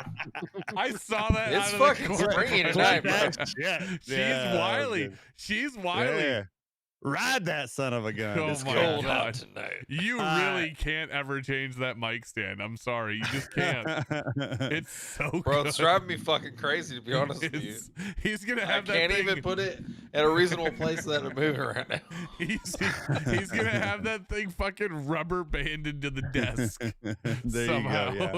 You go, yeah. He needs a limiter strap like on a 4x4 to the bottom of it. Spicy, my fucking cheeks hurt from smiling so much right now. Hey, Mike, Merry Christmas, buddy. Take it easy. Hey, Mikey, we love you, buddy. Merry Christmas, man. Merry Christmas. Tell Paul and the rest of the crew that we love them too. Thank you, buddy. And I'm assuming Steve Cushing, same answer, like nothing crazy Flechettes interesting. might be the weirdest thing, but like Flechettes? All right, Yeah, that is interesting. For me, it's interesting, like, but not like cray, you know? Yeah, for me, I guess the only thing that I could lump into this list that's unconventional would be like a breaching round. Even my breach. I shot some Nerf rounds. Yeah. You know, some less than lethal, quote unquote, but nothing that interesting, really. I mean, yeah, that would be my most unconventional would be Nerf rounds out of the shotgun. What about you, Twisted? Scotty, when you're done with your long form question that's coming next, I have a great one from YouTube. Okay, fair enough. This one from YouTube. Real quick, break. Do we still have Twisty here? Because I think Cushion just asked him. I'm still here. Twisty, what's your most wild and crazy shotgun round? Actually, I shot one of those like super expanding like brass and polymer rounds that when they come out they hit really hard. But it puts a hole in something you can throw a cat through. It's ridiculous. Okay. Brass and polymer. Oh, Steve, your hand is up. It's Twisty. Yeah. You and I, you know, I'm a big fan of yours, as you know.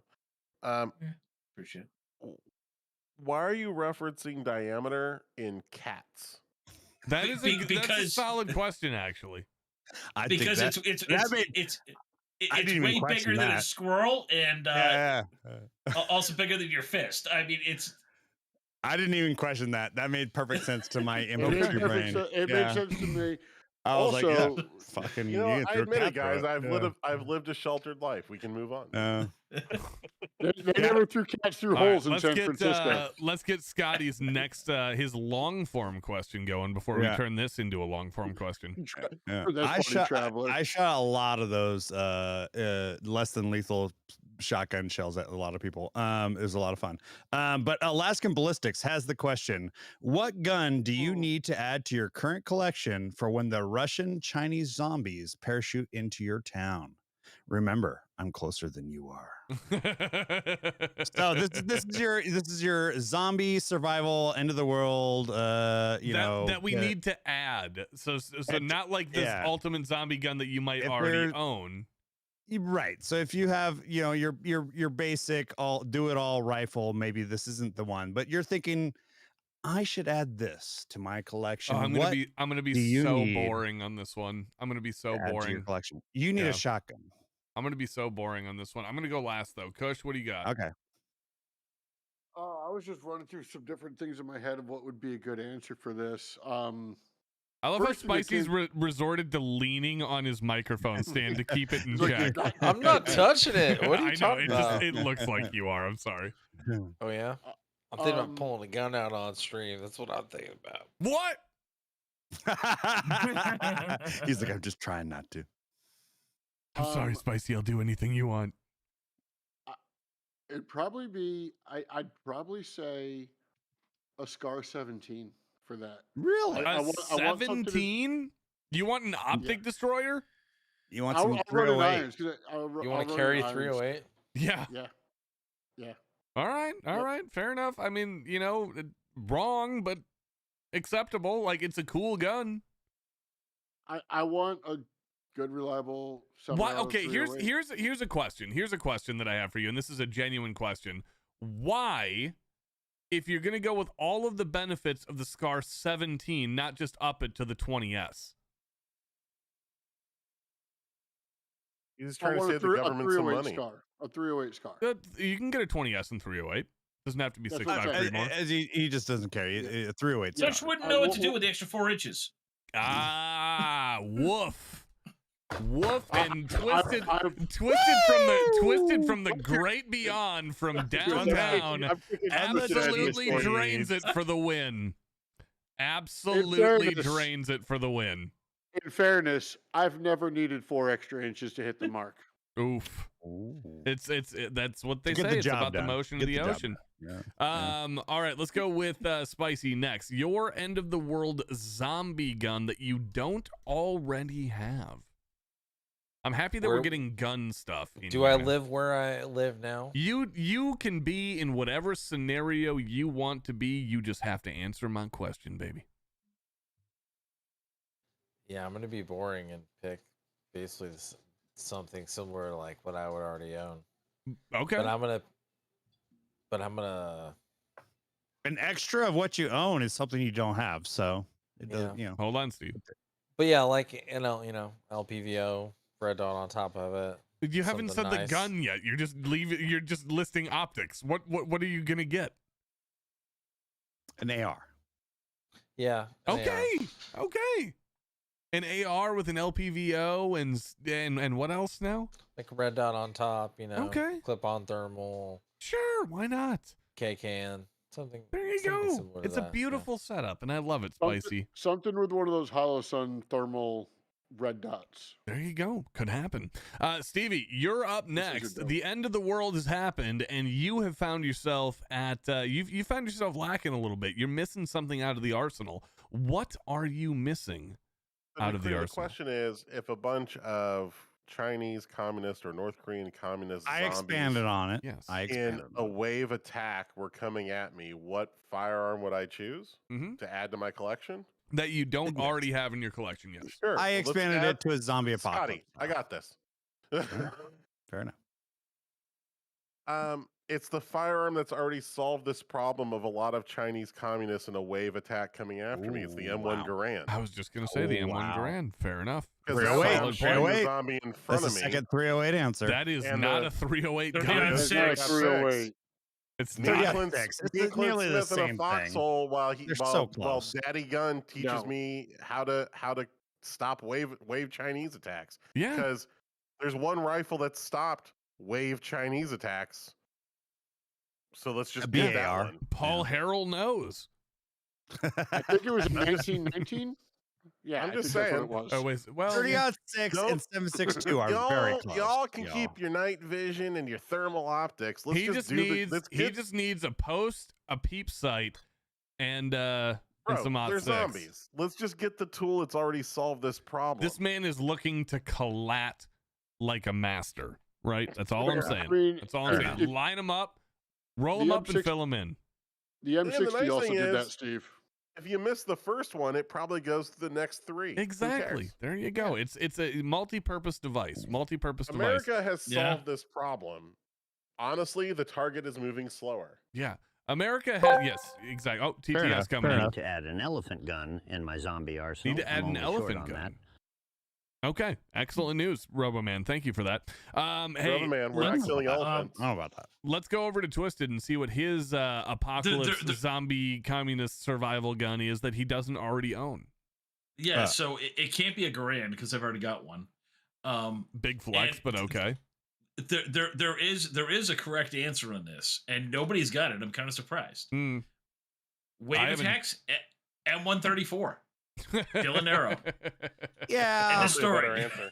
I'll be honest. That was one of the I two meant that to I say thought the about. General Electric. I Now, mean, wait. I guess I'm thinking from a practicality standpoint here. Like you know, you're not going to be firing and maneuvering with a 134. Yeah, who needs to maneuver? That's Tyler. in fair point. You put that on a pintle mount. Yeah, you're pretty much covered. Oh yeah, I'm just Tyler, going on the roof. Tell I'm me just you going on don't the lift without telling me you don't lift. Oh, you know what? Also fair point. I don't want to carry that thing. Yeah, fair point. Exactly. I don't want to. Okay, all right. So if we're gonna go otherwise, Mark 47. Okay. Okay. Yeah, It's a solid pick. yeah. Solid I pick. am. When you absolutely need to go through two things at once. Yes. So mine also starts with MK, but it only has one numerical value to it. I'm going to be very boring here and say a Mark IV? Ruger Mark IV. Yep. Oh, Ideally, well, I'm sorry. Ruger? yeah. Okay, just checking. I never said they were bad at everything. They hold the corner on the market for 22 caliber stuff. Like if you need Come something, on. if you need Thank you for something that, subscribe, buddy. thank you, Armin Gun. If you need something that repeats and is chambered in 22, you go with a Ruger. Like that's just standard. That's just what you do.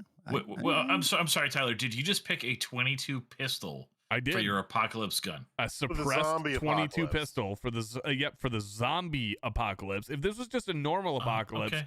be a different story. Okay. But a suppressed 22 pistol is an essential piece of kit for the zombie apocalypse. Okay. And I'm sorry. I hear a counter argument here from Twisted. I would like to know what it is. Go for it. Well, you're not going to get any collats, that's for darn sure. It rattles around. Not looking to. And deadliest round in history, boys. How many rounds are you planning on shooting before you have to clean that thing out? A Mark That's IV? a good point. That's a good I point. don't need to care. It breaks down into 3 pieces. No. Yeah, Yeah. you're thinking of the Mark III. If You're thinking of the Mark III. Okay. And the 2. Yeah, Mark IV is easier to tear down, but you still have to clean it. You push a button on the back. It literally separates easier than an AR. The bolt out. Y'all are bargained down on the wrong details. A pertinent question we never discussed.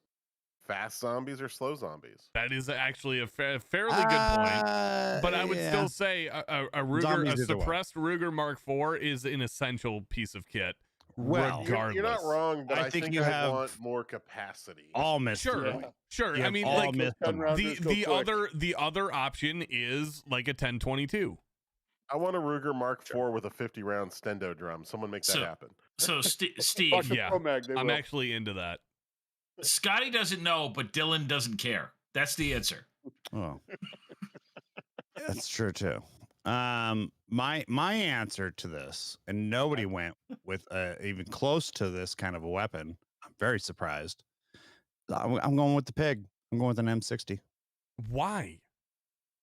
Because fucking full on. When that crowd approaches my front door, I can fucking lay into them with belt-fed fucking hate. You can lay into them with belt-fed. I can fucking hit shit with some tracers and watch those skulls glow while their eyes pop out of their heads. For 10 minutes.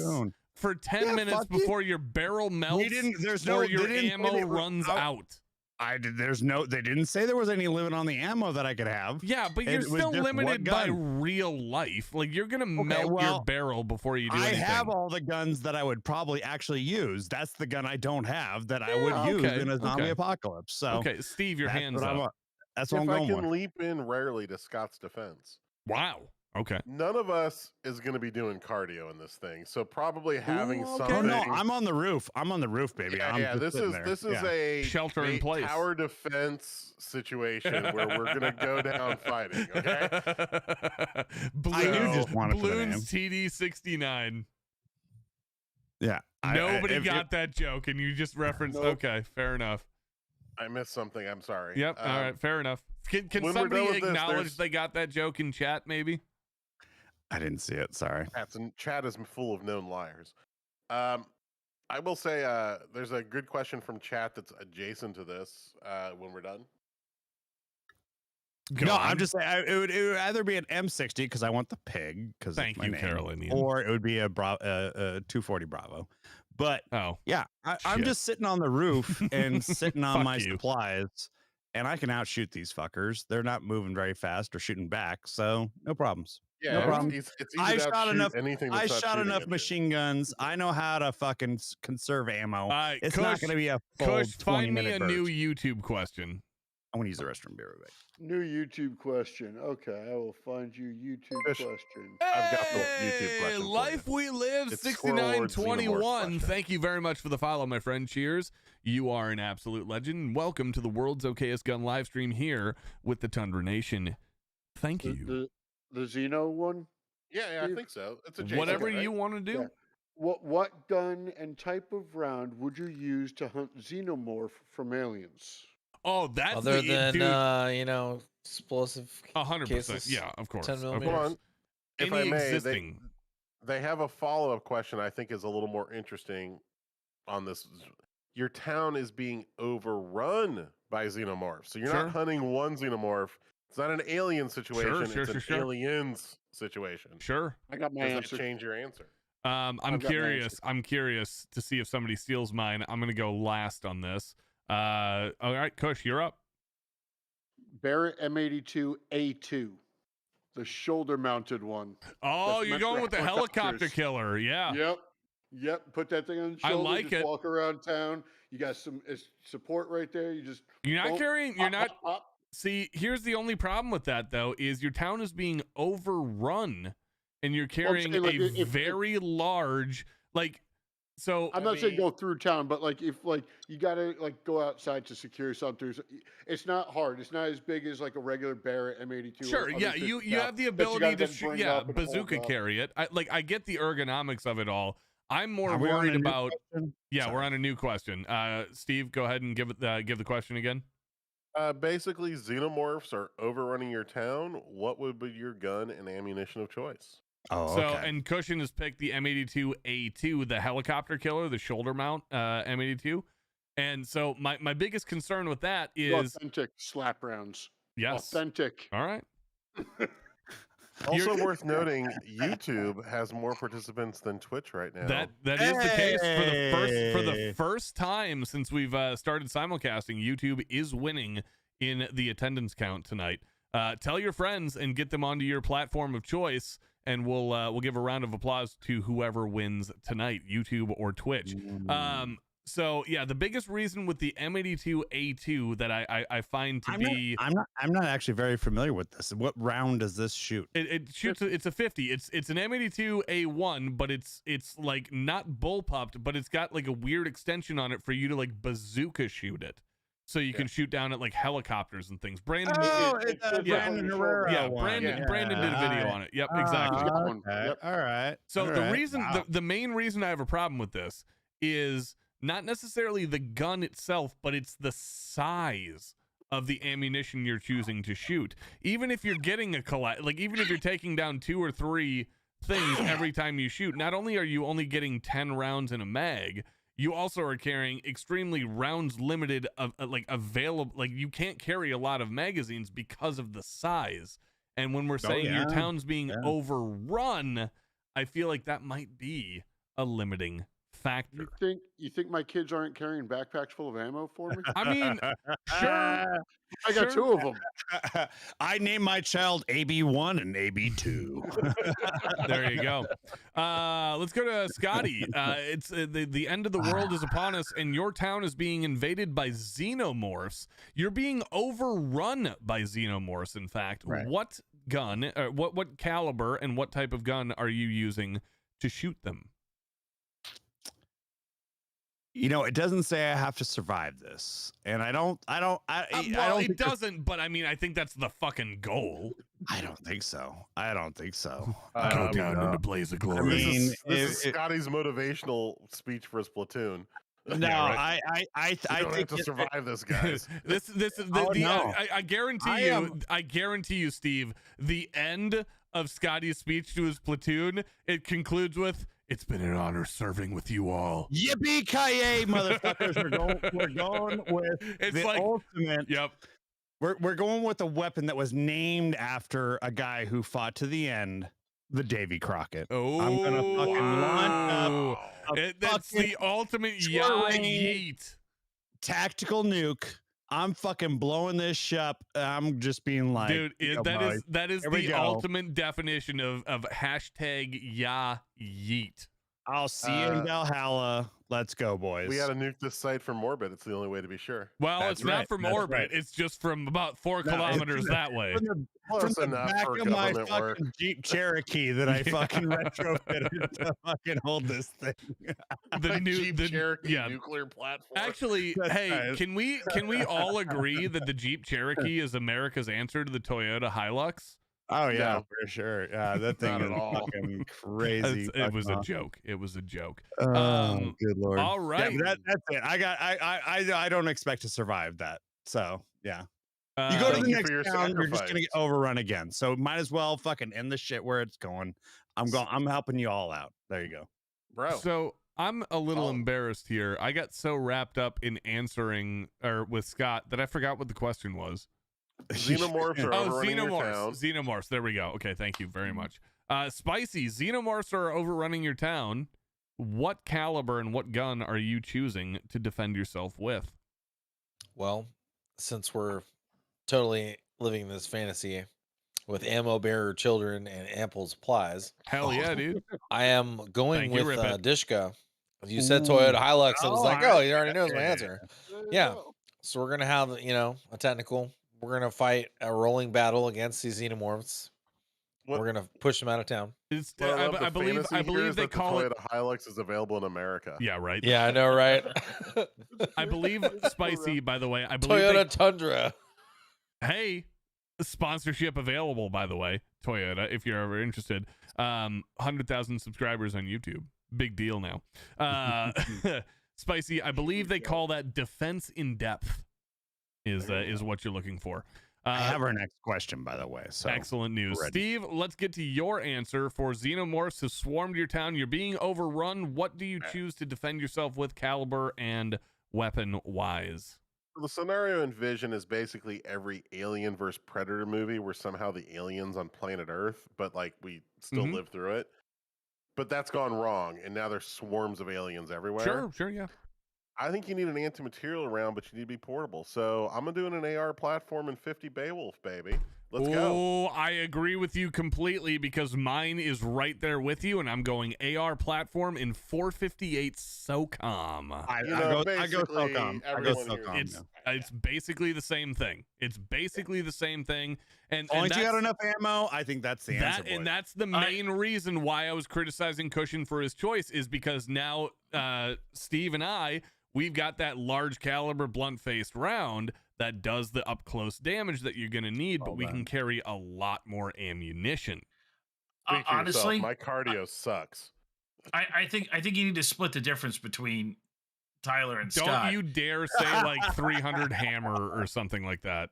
Say 224 Valkyrie. Say 224 Valkyrie. No. He's thinking about friggin' So no. I'm sorry. No. One of the reasons I said what I said, by the way, is to uncover the 450 Bushmaster fanboys in the chat, and we got two of them. You've been outed. So fair enough. Mark 19. Mark 19. Come on. No. I do like the Mark 19, but I'm not going anything with it. That thing is heavy as shit. No. There's one thing that cleanses, and you had it right, and that's fire. So just go with a flamethrower and burn that place to the ground. That was my other choice. I'll be honest. Steve's got to weigh in. I got to weigh in a little bit, like I have to do on everything because that's my nature. That's good. All you do when you set an alien on fire is now you have a flaming, running around alien setting everything else on fire, including your building, your children. Oh, I didn't think of that, Big Fun. We know that's effective. Zombies. That's why you don't use fire against zombies. Yeah, Big Fun's on it with the 8.6 call. That's honestly another good choice. That's a great call. Semi-auto 8.6. Semi-auto 8.6. Yeah. I think I'm with Twisty. Fucking open up the fucking fuel pumps at the fucking gas stations, light the streets up, and let those fuckers burn. And what the fuck are you going to put in your Toyota Hilux? Oh, you're not planning to get out alive, but I know, yeah. No, he's got. They're overrun. Steve, the literal question had overrun. You are overrun. You've forgotten that Scott lives in California. He already has a Cybertruck. Also, and he's already used to wildfires. Can I actually, you know what? All of us need to shut up and listen to Scott, and here's why. Broken Arrow, motherfucker. Scott's the only one that's actually knows what it's like to live overrun living in California. That is true. That is very true. He's not just behind enemy lines. He is like the fucking resistance. All right, somebody find me a new question to talk about. I have your next question. All right. I have our next question. It's not necessarily gun related, but you can make it gun related depending on what it is. And I love this question. Thank you so much, Breezy. This is a tough one, but if you guys are you all familiar with the term a compliment sandwich? Yes. No. Yes. So if I'm going to tell you, this is the butt. This is the butt, right? So I'm going to it's tell you something negative. But, I'm going to say, Tyler, you have a magnificent beard. It smells really bad, but goddamn, it's good to look at. Yeah. So that's a compliment sandwich. We all need to pick somebody. You can pick whoever you want, and we all need to give each other a compliment sandwich. No, I just gave it. No, I'm just saying no to this. You're asking me to be creative while drunk? No. Oh, come on. I'm sorry, Scotty. Can you repeat your question? Because she's excited for this. Because she's already. He's like, I got something. No, Scotty, legitimately, can you repeat the question?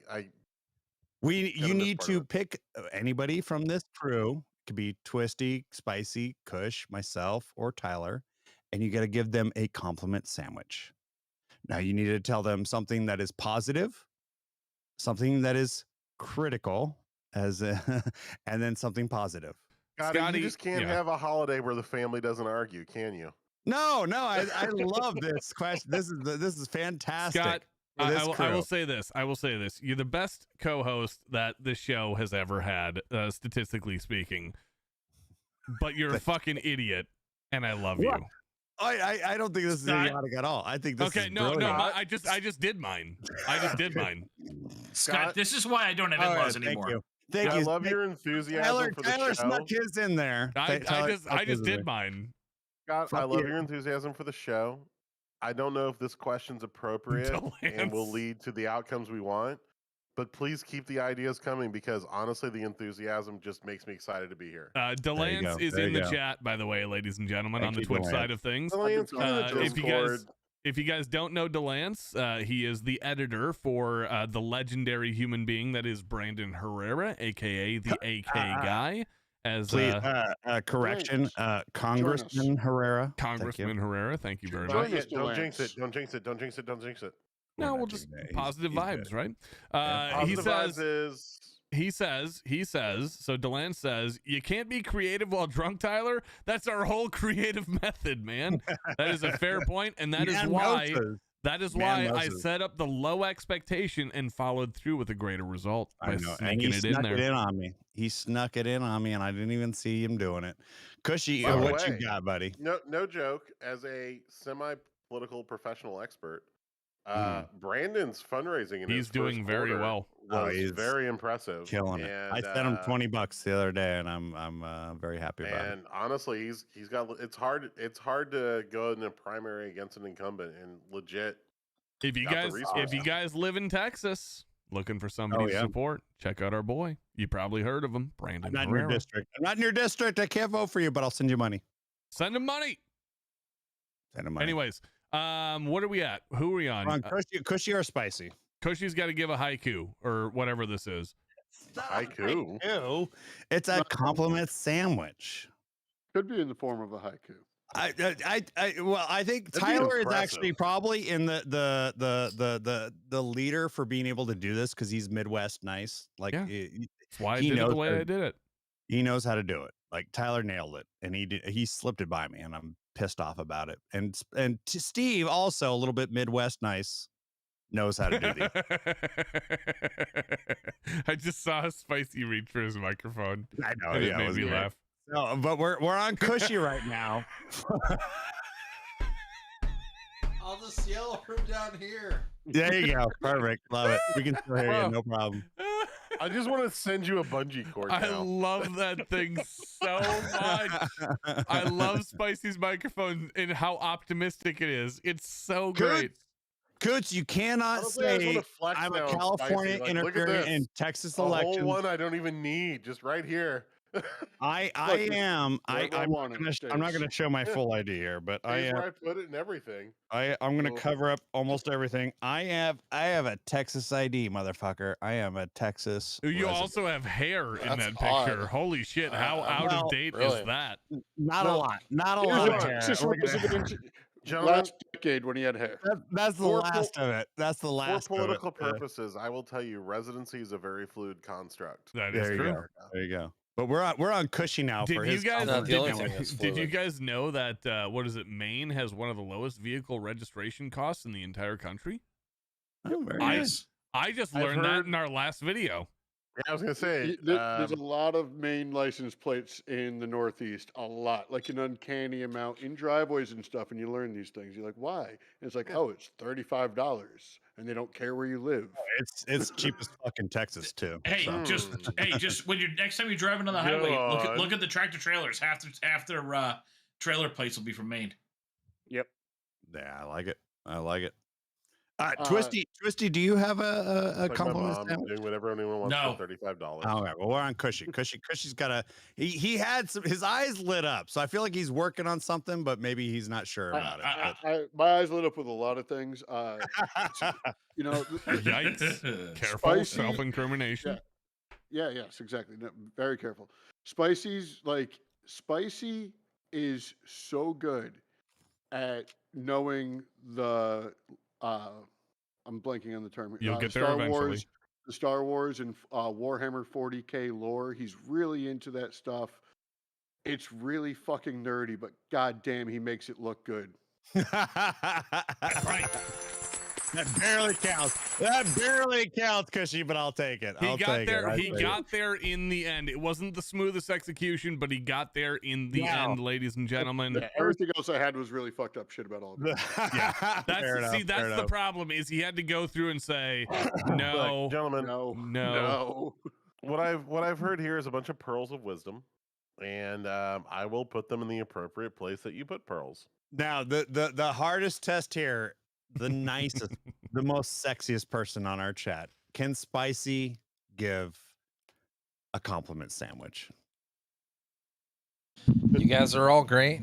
I appreciate my time with you. Your drinking concerns me dearly, but I still value you as friends.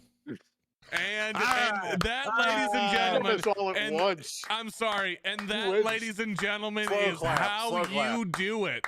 Sorry. Nobody else is. Literally, we're all delayed, so we're like a millisecond off from each other. It literally broke Scott's camera. Frozen. Scott is no longer here. No, Scott. No, I don't think it's just Scott's camera. I don't hear him in voice chat either. Scott is no longer here. Spicy, that was so good. You literally knocked the internet out in California. God damn it. Well, in fairness, it's California. There's like a 40% chance there's just a brownout now. Yeah. God damn it, Spicy. You always have to be the best of us.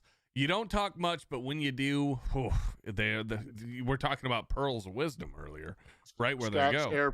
Scott's air compressor kicked on and it tripped the fuse and everything. They had to kick on the nuclear, the auxiliary power for the nuke plant 25 miles up the road. I was just going to show some PS90 mags and YouTube was like, fuck you, you're out. Dude, I'm not going to lie to you, Steve. That was really fucking weird when that happened. I want to go back and look at the footage later. It was literally like 2 frames. Broadcast. Yeah, it went to NVIDIA broadcast, like your camera. It wasn't Twitch. It was just like your camera cut out. As soon as you did it. I'm going to say something positive. Go on. A negative person might look at this and be like, man, that's a sign of a dystopian state that's ready to take away our rights and our freedoms. Very Orwellian. Very Orwellian. I look at it as like, God damn, some people are working on technology and they've done it really well. And it's terrifying. That's a reverse compliment sandwich. There you go. All right. Somebody, Kush, can you find me a YouTube question? Yeah, let's find a YouTube question. How do you kill a Jedi with a gun? Yes, I do believe I saw that earlier. Yeah, what gun would you use to eliminate a Jedi or a Sith? Let's do this properly. Who did that come in from? Squirrel Lords Gaming. Squirrel Lords Gaming wants to know what now? What gun would you use to eliminate a Jedi or a Sith? Something chambered in 4570. Because I want to make sure that motherfucker disintegrates. No. Okay. The Jedi or Sith, we want to be as far away as possible. I want a Canadian sniper. Okay, fair enough. Next to me. I will train myself for a year to learn how to call out good range signals and signs as his spotter. Okay. And we're going to pop that sucker for so far away. By the time there's a disturbance. Literally what's going to happen is it's like, there's a disturbance. There's a disturbance in the brain. Yeah, because like, this cannot be a close range problem. That is a very true point. They are statistically likely to murderize you in close range. I'm assuming we're normals. Yes. Right? So, Yeah. I'm with Steve here, but I was instantly already thinking way to the next level. I want one of those naval ship mounted railguns. Just We're just from gonna do another this shit from I fucking- don't know. love I it. think this is getting a little out of hand. Another No. we're Squirrel talking Lord, This is take it right. easy, bud. Jedi. We're talking about a Jedi. Okay, fair You gotta point. delete them from another hemisphere. Yeah, that's like saying I'm gonna go like fist fight Jesus. It's probably not gonna go well for you. So I'd like to point out that some Please. clones basically started to slay a whole bunch of them And all across the galaxy. how did they do this? Spicy. Spicy's right. Maybe it's just good PR for the Jedi. Maybe they're actually not Overwhelming that great. firepower. Well, I mean, something that explodes that you can blow them Sure, up, or something right. that shoots really fast, Yeah. right? You can only deflect so many blaster bolts or whatever. Well, we're back to the shooting. Dylan then. Yeah. No, he's I don't know. he's Mark saying 19 would be pretty good. He God, just wants to Twisty, know I why need you Scott on got rid of his screen peanut. because you just Hop like in, start hop talking in, and it Delance. freaks me Hop out. in. Sorry. All right. No, in a good way. But like, can we just put all these people on screen? I Oh. can't. No. Okay. Did I If we did invite it- the Lance? I should have. If I didn't, If you haven't, See- do it. You Spicy. did mention it, and I also mentioned it. I'm watching Yeah. for him. If he pops Alright. in the stream room. Spicy, you're right with the volume, which is why it should be the P90. Yeah. Just get This- a 3 or 4 dudes with the old P90s. just Stargate hose 'em. special, huh? Yeah. Yeah. Yeah. All right, Yeah. fair enough. No, the old GoldenEye special where you dual wield the P90s. RCP 90s back in the golden day. Akimbo golden P90, days. yeah. All right. We Let's solved see. that one pretty You good. enjoying these? Yeah. I'm good to move on. Carolinian Cowboy said KS23. Try blocking 4-bore with your lightsaber. Lance, there's a DM to you to get you in the stream. I got Well, it. we might be out of Hey, questions. Delance. Delance just joins us here, the editor for Brandon Herrera, aka the AK guy. Delance, excuse me, I almost called you Brandon. Delance, how are you? Wouldn't be the first time. Yeah, probably. Hey. It has been a hot minute since I've chatted with you, Delance. How the hell are you? Well, all things considered, I think I'm doing better than I deserve. Well, that is a very Brandon Camp question. The last time I asked Brandon how the hell he was, I believe the exact quote he said was, "I'm waiting for the other shoe to drop." There is sort of that feeling at any given time of Yeah. day. It's like, oh, things have been good. Where? Yep. That's When's- the when's- nature of a gun tuber, I think. When Delance, does can I ask you actually an official question? In no way are you an employee of the campaign, right? You're just YouTube side, right? I think from a legal standpoint, my answer is yes. That's what I'm asking. Yes. But way to preface it with a totally weird way of will not show up in court transcripts at all. But anyway, so I have a only very say that important because question for you. both of my brothers are currently a lawyer and in law school, so I've been trained to be. You are the man for the job then. Yeah, you're the man for the job. There you go. So Delance, I have a question for you. Oh my God, Richard. Sure. Not obviously not an official representative of the campaign, only of the channel.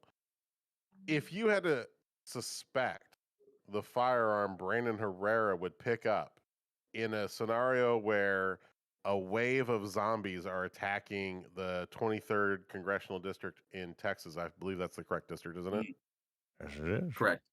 What Texas 23. firearm would he pick up, and what would it be chambered in? But it cannot be a standard AK-47 and 7.62 by 39. If I had to guess, it would be the Modus that we've got mounted to our Toyota Hilux. Yeah, With let's Toyota go. Hilux, there He's you go. already, of Distribution course, device. of Love it. course, Soon to be mounted to our Tesla Cybertruck. of Just saying course. technicals are a thing. I was There you just go. talking about mountain guns to Cybertrucks a little bit ago. It looks like Brandon and I are on the same page. You love It's to see called Solar the power Warthog and in real firepower life. coming together. Well, first off, ladies and gentlemen, if you guys don't know who this is Delance on the voice thingy in your earballs. Delance is most famously known for being a legendarily cool human being, and also he does a little thing for Brandon Herrera called editing videos and being a very good friend of his. Delance, first of all, before we talk about Brandon stuff and all this craziness that's going on, I would like to know, how the hell are you? Well, I'm only slightly offended. Because I do more than edit the videos. Yes, I I was gonna film say, them. yeah, he's Yes, also you do. Yes, you do. cameraman and producer and Ever watch one of his videos and think, this looks okay? Well, that's because There's a very I good was chance filming. Delance was doing it. That is a very good point, Delance. Well, and I'm well, sorry there's for not giving you the there's actually accolades 100% you deserve. chance. Okay. Delance, I say this unironically. I'm I've giving you often shit. thought the videos are okay acted, but well edited.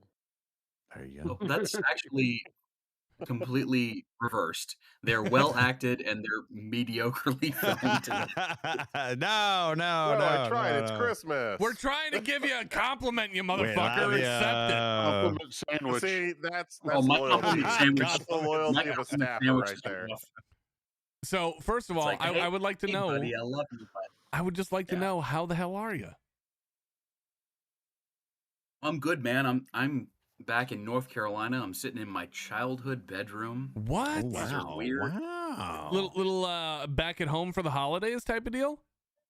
Yeah, Brandon's also here in Fayetteville, North Carolina for the holidays. So we were out on the old range today. Wow. That had The- to and feel all of pretty it, like, pretty nostalgic. Filming more remember, stop like- motion. Like if you remember, like AR guys versus AK guys, Oh, like that yeah. range that we were out there today. Yeah, Oh, that's cool. one of the big historical Brandon Herrera videos, the AR guy versus the AK guy. Vietnam, yeah. Oh yeah, no, Yes, I sir. know. I Oh, know yes, all sir. the strip joints along Yadkin and Hold on. You know, Sharky's You know closed. all the strip joints where Sharkies! Woo! Sharky's women is over closed. 50 perform. I know. Hold on, But, let the Lance take the show here. I'm sorry. Sharky's just well- closed. Is that what we just heard? They've been closed Not for a just while. closed. Oh. They've been closed for a while. Yeah. Yeah. Yeah, No, the RIP one Sharky's. Agnes is The closed. place I loved was the place closer out to Camp McCall along the border was Pirates. Did you ever? Were you old enough for that? I don't know if you were old enough. No, I don't know. I wasn't old enough for Pirates. Yeah, Pirates is the place to go. It was not a strip joint, but that was the Delance, bar to you're go a to. great human being. He's just like, yeah, just wasn't I'm old like enough for that strip club. I'm like 10 years older than Delance, so I that's totally that's that. Well, and Delance can claim to this is that like places spring up. Apparently, there are people that are concerned about Sharkies in the Twitch chat. Oh yeah. Well, Sharky okay, is- there is a Everybody person. knew Sharky. Hold on, man. Twitch chat. Like they had If like you Willy were Wonka concerned on a about billboard Sharkies, you'd outside. know. Yeah, Sharky's Secrets. There was a bunch of them, but Like, there was like their tagline is like, "We can smell the blood in your water." yeah. Oh, no. That's hold on. I heard that guy's a douchebag. I mean, God, this channel gets weird, but damn. Oh, That is- the amount of young men that were consumed by these places So, and married the wrong woman. Oh, yeah. Lance, you mentioned you're in your childhood home. Is it like when you left? Is it like been a sort of a monument to like this is the last day you were there, so the room is still kind of the same, or have your parents been Oh. like, "Nah, f that. This is now a guest bedroom," and they've stripped it of any character, We've turned it into a weight room. or whatever, No, you know? This is where mom knits now. Yeah. I'm the one kid who's fought back. Like Oh. both of my brothers, like as soon as they left, like their rooms got like cleaned out, repainted, everything gone. My room is exactly the way that I left it, including like That's because you were the real favorite. quick, like Okay, I say, were you the middle Oh, Youngest child? right there. We can hear Hold who on, the this youngest is a is. two-part question. there's like So 8 Delance. empty liquor bottles that I definitely drank and didn't throw away. That are just Okay, sitting so around. perfect. Delance, please face the door of the room, and then going clockwise, describe what is on each wall. All right. How? Yeah. I'm Oh, good. this is great. I Can do- love this. Dude, I love this room, dude. I love this room. So on the back of the door is my original 1985 Back to the Future poster. Oh Yeah. shit! Oh shit! Oh, I thought it was yeah. gonna be a Yeah, Lamborghini. buddy. I had money on no, dude, Lamborghini. Let him go. Let him go. I'm just getting started. So Back to the Future, right next to it is the plaque from when I was invited to the inauguration of Donald J. Trump. Oh.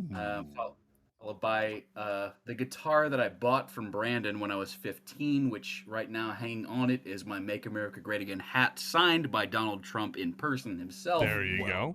Well done. The collection of Star Wars books, including the Thrawn trilogy that I bought when I was a teenager. Right next to it. All of us love those books. The guitar that I bought from Brandon when we traded electric guitars multiple times. That's 2 guitars. It's 2 guitars. There's a lot of guitars in this room, dude. I would like to pause for just a moment and ask you a question. Do you feel like Brandon often, quote unquote, traded and/or sold you guitars when he was short on money? He needed a gun, so he was Absolutely. There you go. There you go. Please continue the tour. Okay, please. Portrait of Stonewall Jackson that's slightly judging me every time I jacked off in this room. Okay. Oh wow! Didn't see Oh that yeah, coming. no, Stonewall And Jackson. What he said. Ladies and gentlemen, that's the reason why Delance is very welcome here. Very judgy. Yeah. There's more guitars. There's a blue Schecter. There's a Resonator Dober guitar. There's a. I'm sorry. What is a blue U-boats. Schecter? Don't worry Like, that's about a it. legit question. I It's don't know. no, he Okay. doesn't. He doesn't want to admit too much that he owns a Schecter. So Okay. Oh no, this Schecter is wonderful, dude. I'm This just is Is Don't this, wonderful. touch shit on Schecter. Don't touch Is this it. an electric guitar? Yes. That's what I'm guessing. Okay. My Okay. camera's not on, is it? no, it is not.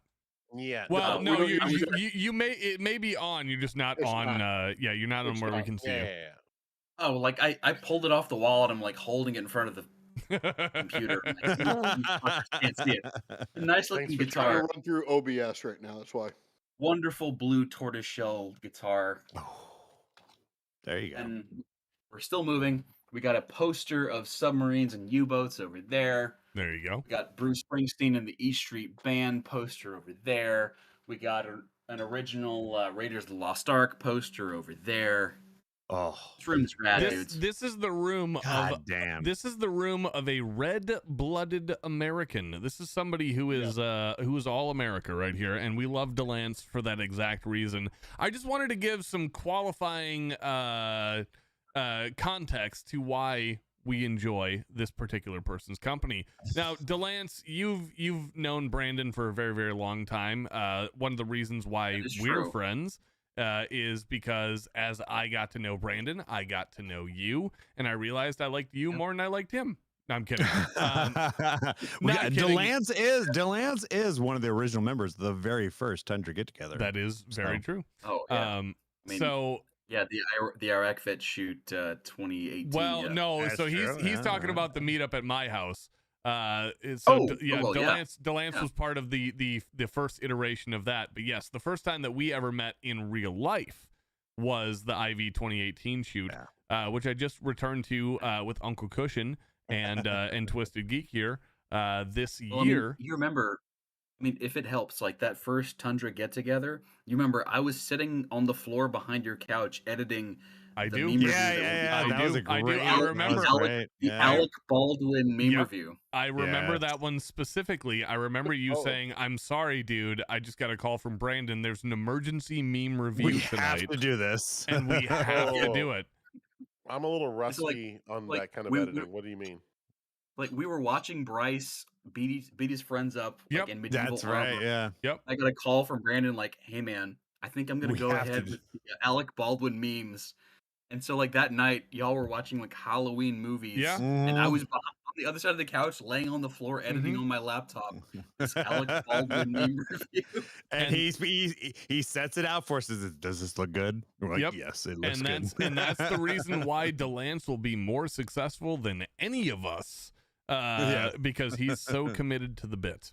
He's so Yes. committed to the bit. It was fantastic. Delance, first of all, this He is objects for the record.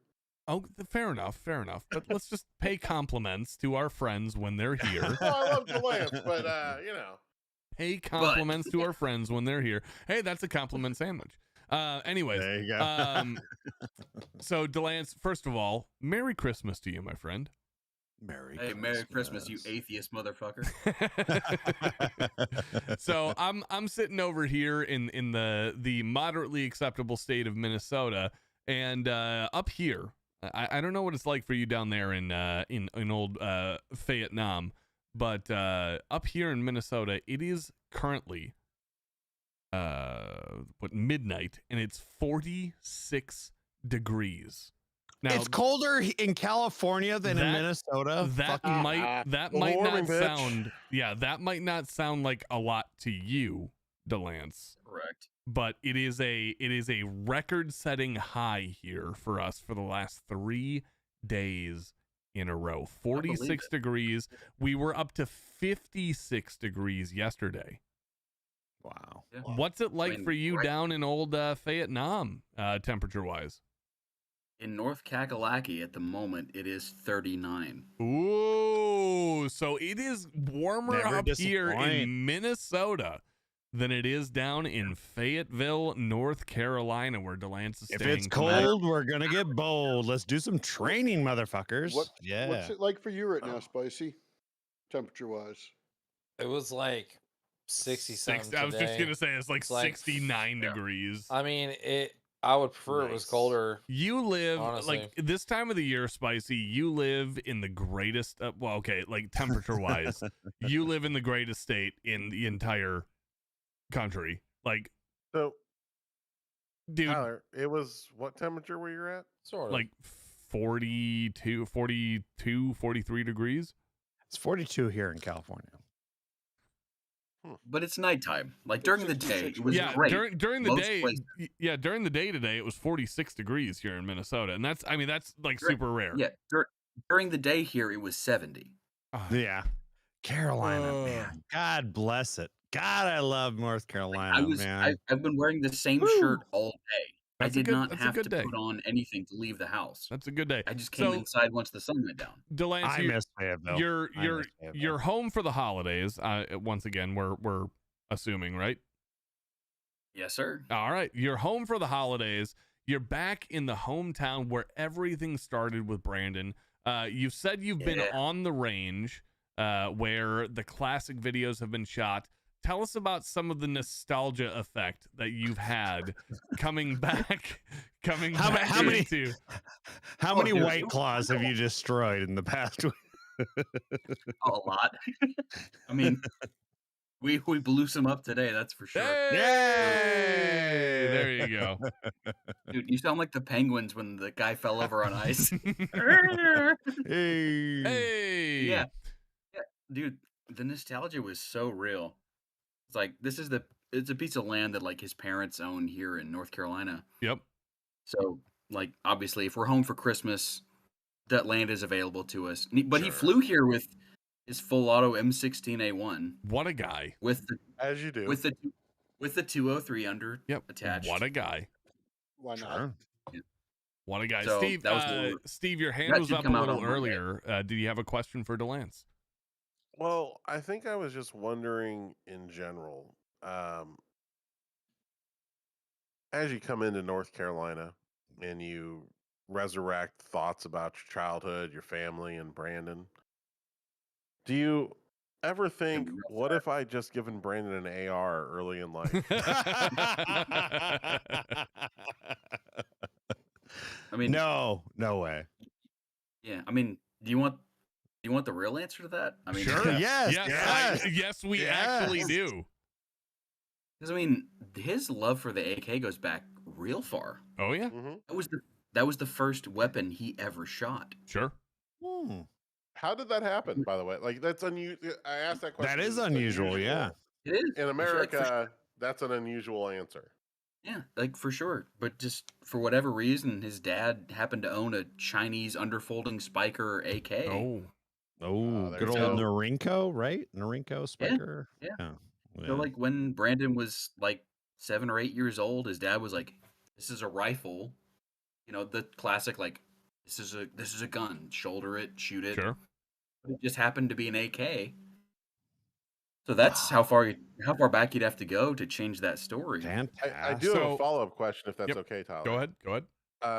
Are you ever worried about all the White Claws you've killed coming back and haunting you on Halloween? No. I'm more worried about the Black Claws. So Brandon, or excuse me, Delance. Delance, you have we've established that you've known Brandon for a good chunk of your life, for a good long period of time. Sure. You guys go way back. You've been part of the Brandon Herrera image, the crew, the YouTube channel, wherever it goes from here, you have been a part of that. Right-hand man of that Ground whole brand. I can tell you what year I first met Brandon Herrera. And so save that for just a second. And that's actually my first question, or not my first question, but my question for you here is, we've known each other for a very, very, very long time as well. Well, not very long time, but since 2018, essentially. And that was a long time ago. I guess it is at this point. What I would love to have you talk to the chat about and qualify, just so that people can understand, is just how long have you been around Brandon? Like think farther back, obviously, than just the start of the YouTube channel. You've known him for a really long time. Talk to us about just what it's like being at that ground level and being part of this absolute fucking machine that is the Herrera experience. So I have your permission to actually talk about it. Fair enough. Yeah, dude, go nuts, man. Yeah, get fired. No problem. Sure. Because I've known Brandon Herrera since this, I think it was summer of probably 2006. Like that. I was already fighting a war at that time. Mm-hmm. Well, fuck Scott has fought in probably multiple at that time. Delance. Same. Just power through. Yep, just power through. Yeah. Otherwise, you're gonna hear about veggie omelet MREs. Yes, it's fine. Yeah, it's fine. Oh, I've heard. Oh, five fingers of death. Yeah. Yeah, that's a long rectangular shaped poop, man. Good shit. Because for me, growing up in a military town, there was always the guys above you, and your up above grade mates were like, dude, unless you've shit in a porta potty in Iraq and it was 106 fucking degrees, you're not a man. Exactly. And I'm like, I'm good at school. Yeah. I was always concerned about that. I'm like, God dang, how could you be a kid in this town, man? Now I'm like, you've been divorced twice. And yeah, fair play. Good luck with your alcoholism. Your credit score is 400. Yep.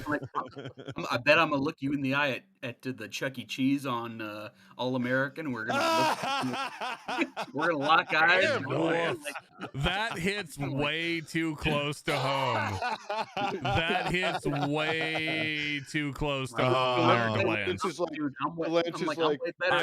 I was not expecting. Yeah, I was not expecting to have to bring this to my therapist next week. Jesus Christ. No, he nailed it. When you see me out on the town with my girlfriend, I'll see you with your third wife. Back then they didn't want me. Hey, third time's a charm, baby.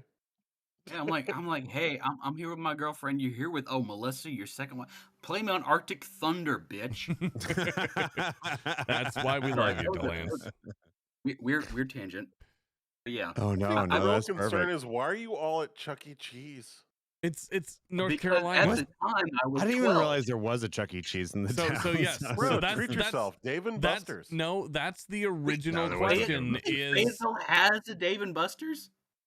I don't know. I've never been to North Carolina. No, you gotta go to Myrtle Beach. Had a Dave and Buster's. Let's bring it back. We don't have a Dave and Buster's. We still don't have a Dave and Buster's in Fayetteville. We don't have a Chuck E. Cheese. Can't afford it. Let's bring it back. Let's bring it back to what we were originally asking to of Delance, is to chronicleize the history of his time with Brandon. Now we were back. We spent some time in the early 2000s. Where do we go from here, Delance? To be honest, Brandon was always the guy who was trying to do YouTube. Well, he was destined. Yeah, he was he was. But I mean, like he was The doing personality YouTube type. when he was like 13, 14 years old. He Sure. was the guy who was doing YouTube videos with his airsoft guns. Sure. So like growing up, going to school, like, oh, he's the guy who's doing YouTube videos with his airsoft guns. And like I remember, like even before prom, right before we went to prom, like he was filming a video in his suit for prom, and like photoshopping in like aliens that blew him up. There you go. Yeah. That's the reason why he is what he is he was that guy at the night Like before he's prom. always been. He was He's always Spielberg been in on that YouTube. path.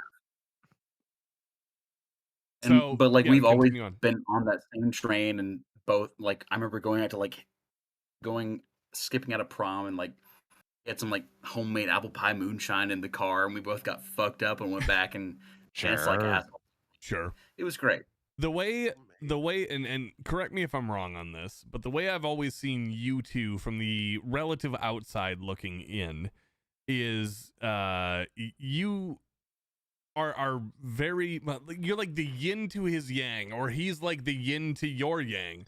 You guys work so unbelievably well together. If you guys have ever had the luxury of meeting Delance, which it is a luxury, he's a great dude. Well, there's only so much of me to go around. That is true, and that is also a very good point, because I'm assuming you're We're still not all on. Steve. You're wow. I'm assuming you're still on the weight loss kick too. Because you were looking good the last time we chatted with you. Yeah, I'm smaller than I used to be. That's for sure. What are you at now? Because I've got some good news too. I saw you walk away earlier. You're not me. I'm not you. No, I am not you. I just got compliment sandwich ready, incoming. Speaking of, I just got an upgraded Lunchable delivered to me by my wife. Oh, dude, Lunchables are I love Lunchables. Oh, no. Delance. This is an upgraded Lunchable. This has capicola ham, garlic crackers, pepper jack cheese, baby pickles, pepperoni. Oh, that is the reason. Don't you wish you were here now?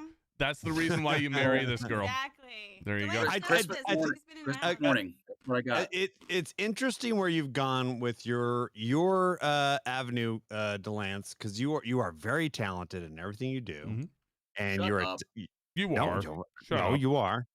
You are attached to a very talented person who's very successful. Yeah, that's true. That's true. And you, but individually, you don't have like, okay, because what I want to do right now is, because I think you have an avenue for your own sake, and I don't want to push you into anything. Now that Steve's gone, can we put me on Steve's place? Absolutely. He's coming back, Delance. He's coming back. I look at who Micah is to Grantham, and Micah has his own humor and interesting thing, and he has gone to his own. He has his own channel now, which has blown up. Yeah, Micah's doing great. But you seem to have you're tied into the Brandon Herrera sphere of influence. But then on Facebook, you also put out some amazing. You got music that you put out that you've done some amazing stuff. Your photography is great and all that. And I'm just wondering, like, when are you going to have your own channel, buddy? Because I am ready for the Delance channel. I'm ready. So 100%. Like, I'm not trying to get too serious about it, but I'm like, bro, I really want a Delance channel, because you have your own sense of humor that is different and unique from anything else out there, and I want to see it. I do have an answer to that. Okay, there we go. Wouldn't it be absolutely hilarious if what he said was, I do have a channel? And we were like, all like, fuck. Not me. I'm not the. Well, that's what we're here to promote. Yeah, because I didn't know if he had a channel of his own, but no. I mean, so about 2 weeks ago, we had a huge like creator range day where you had a bunch of YouTubers out. Oh yeah, that was a huge range day. That was a very big one, the biggest one ever from what all the video titles say. It was good. Yeah, it was really cool. We had the fucking Undertaker, dude. It was pretty cool. Hell yeah. But Kennedy flew in a chopper, not got flown in. He flew the yeah, chopper. Tim Kennedy did indeed fly himself in. I don't. It didn't look like you guys were actually happy about that, but it was pretty cool. Well, it's like, oh, awesome! A dude's flying himself in. Oh, it's Tim Kennedy. That makes sense. I mean, he was I was also wondering flying. how everyone there felt about Tim Kennedy showing up. It's like- an aside for like, safety man, reasons. That's the most thanks for unsafe coming. chopper design ever in America, by the way. Yeah. It's always like, yeah, thanks for coming, man. Like, I'm glad you're here. Of course, it was Tim Kennedy. You know, it's both. You know, thanks for coming. Yeah, please land safely. Please fly away safely. I understand But- that. I totally get that. But yeah, like I saw Scott from Kentucky Ballistics for the first time in a while at the after party, and he specifically mentioned how much he felt that it was awesome that I was still working with Brandon after all this time. I feel the same way, dude. Right? Because he felt like it's hard for like the editor camera guy to stay the main guy for that long. Oh yeah, absolutely, 100%. It's a rare relationship for sure. But I thought it was really cool of him to point it out specific because I hadn't seen Scott in like a year and a half, and he was like, this video guy editing team broke up, and this video guy editing. You're team always broke up, hearing about that shit. Yeah. But he was like, I'm so glad that you two are still together, and I told him like, the reason it still works is because we don't talk about money. Yeah. Like I've talked to Brandon about money maybe 30 seconds out of the last 2 years because we don't really care about money as much as we care about making the thing work. Sure. Like the Brandon Herrera brand is a thing. We both recognize that it's not tied to either of our egos. It's a picture that we're both trying to paint, and whatever makes that work makes us happy. Yeah, I had a feeling of that. I definitely had a feeling that you and him wouldn't have to even like. There was no like dark drama or whatever being like, hey man, I gotta make more money. There's I gotta no do this, I gotta do that. Brandon Herrera behind the music gonna be happening. Right. It was just about let's money. keep this. Let's keep this train going. Was the main focus Well, there? and And it that's- was I had no worries for you, but I'm always still like, I still want to see more Delance. I just want to see more of you, man. It would be fun, honestly. Well, that was also, I mentioned that to Brandon after the conversation I had with Kentucky Ballistics, where I mentioned, like, I think the biggest difference is that I told Brandon, I don't want your job. Sure. Like, because that's always the thing with, like, say, not that he does, but like Micah with Grantham. Like, Micah wants to be an on-person personality one day. Sure. He would like Micah would love to be the next Grantham if he could be. And he does it very well. Yeah. But yeah, Mike is awesome at what he does. Yep. But me, I don't go through my job wanting to be Brandon. I have no desire to be on camera. His wins are my wins. So what you're saying is you're because you met Bryce, right? Yeah, of course. Yeah. So I watched him beat the shit out of somebody. That's true. Yeah, that's right. Yeah. So you're what Bryce is to me. You get what I'm saying. I'm sorry. I'm drunk. I Bryce, get it a Bryce lot. is the same way with me, or is the same way with me. Like he has no desire to be on camera. He just wants to see the brand succeed.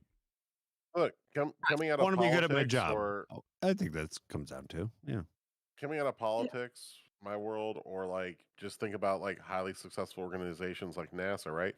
Not everyone wants to be an astronaut. Some people want to be in mission control because like that's where they get their satisfaction. Like their job, like they want to be part of that. Like, hey, I don't need to be on the space shuttle. I need to be like I get satisfaction from being the guy that pulls the team together or makes it all work or is very confident in their one space. Yeah, and and so long as I'm getting my not recognition, I would say I'm getting my You're feeling satisfied.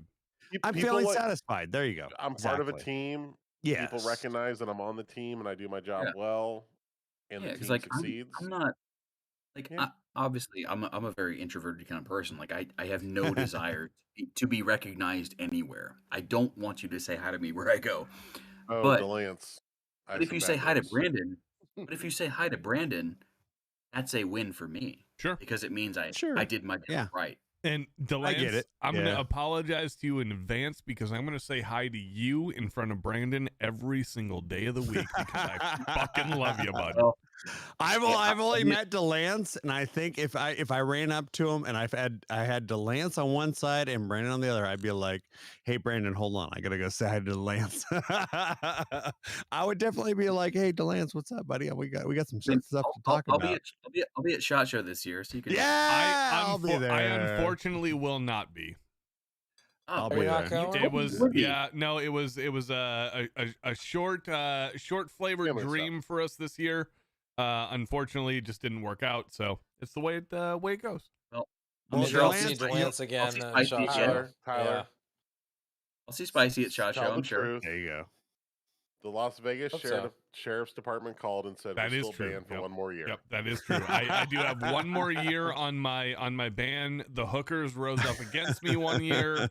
It happened, ladies and gentlemen. I've already issued the apology, and you'll have to go back and watch The my most previous embarrassing YouTube part was both the hookers were named Steve, and that just led to a lot of confusion. It happens. No, the It embarrassing happens part to was the that best of us. all of them were so much taller than Tyler. Actually, Delance, you were with me on the night of this incident in question. Not No, during the there. incident. Yes, I not wasn't during at the it. running of the prudes, But yes, you were with me right before this all happened. Bombo, the running of the horrors my was so scary. wife is cackling in the background. Hold on. I heard that. We heard that. What happened? No, she's remembering the story you're about to tell her. Oh, Yeah, Megan remembers the running of the hose. Megan is taking great enjoyment of your confirmation of the story of the hooker assault in Vegas. I didn't know that they were taller than I like Tyler. the- That I didn't know. You didn't know that they were taller than me, is what she said. Yes, they were. The running of the hose is, Yes. I believe, the term. Thank you. But I'll be there this year. Spicy will be there. We'll hook up and hang out. Camera guy and sport crew. Bombo, thank you very we'll much, get by the some way. stuff done. Bombo in chat says, "Hello, I will use voice Merry Christmas and a Happy New Year. Hello, Merry Christmas. Merry Christmas. Hello, bro. Nice stream. Thanks. Hey, you know what? I'm happy we could help." Hey, Bombo, I assume you're 12 hours ahead of us, so Yep. Great job being drunk all night. Cheers. Yeah, absolutely. And we love you. Wow, fantastic. Well, yeah. ladies and gentlemen of the Tundra Nation, it is now midnight 21 my time. I do think you hey, Steve, you called it. You absolutely called it. You said, sorry about that. Fuck yeah, Too bud. much to drink. That is totally fine with us because we're right behind you, Bombo. You are welcome here. This is one of our best shows of the month. It was a fitting wrap up to the second to last show of the year. We had Delance on, whom we always. It had nothing to do with me. Oh yes, it did. No, that was a detractor. Like you brought it back from that. We still love you know what? Stop your false bullshit modesty. You're a beautiful, charming human being, and we all and love we you. love you. And we love you. Well. Oh yes, Megan. What? Sorry. Break real quick. Megan Spicy has been dying to know what is on your Christmas shirt. Oh, the Grinch. Grinch. Come on, show it, Spicy. It's Give the us that Grinch. Grinch love. There it is. Let's go, ladies and gentlemen of the Tundra Nation. I have a couple of things I would like to say to you this fine evening. The 23rd, now the 24th, Christmas Eve day. Of 2023. Yes, Megan's dad's birthday happens today. Right. Ladies and gentlemen, I got a couple of things to say to you. Number one, this goes out exclusively to our boy Delance. Thank you for coming on the show late at night. Yeah, absolutely. And coming to hang out with us because it is also I'm 1:22 in the morning for him. I'm so glad that I've been on screen this whole time. We're happy to have you, buddy. Even though you're not on camera. No. You are the chat has thoroughly enjoyed it from Yes. everything I've seen. So it doesn't matter.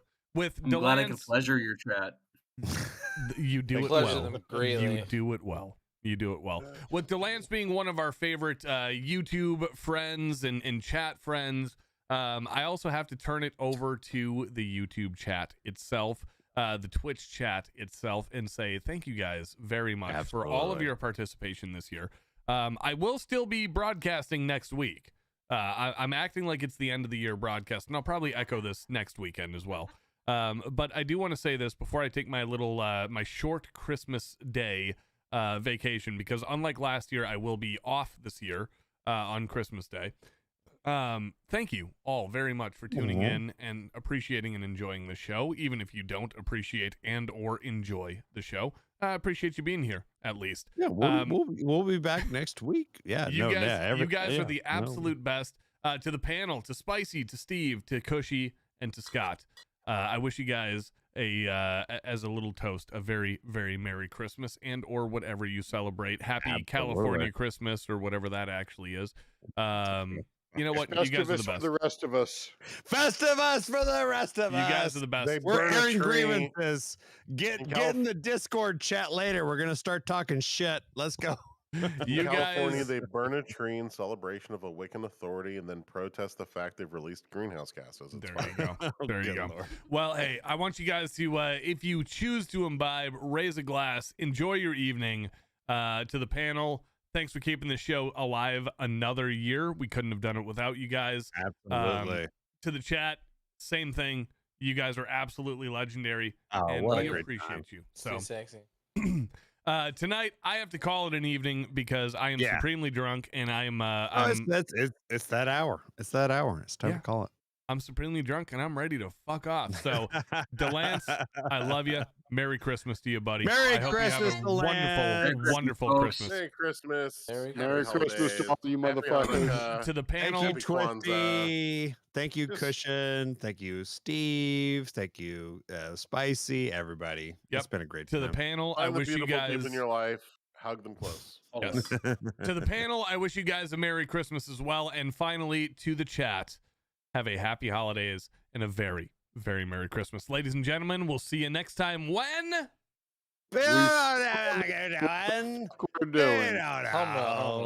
Ladies and gentlemen, we'll see you next time when we still don't know what the fuck we're doing. Bye-bye. We don't know. Oh, man.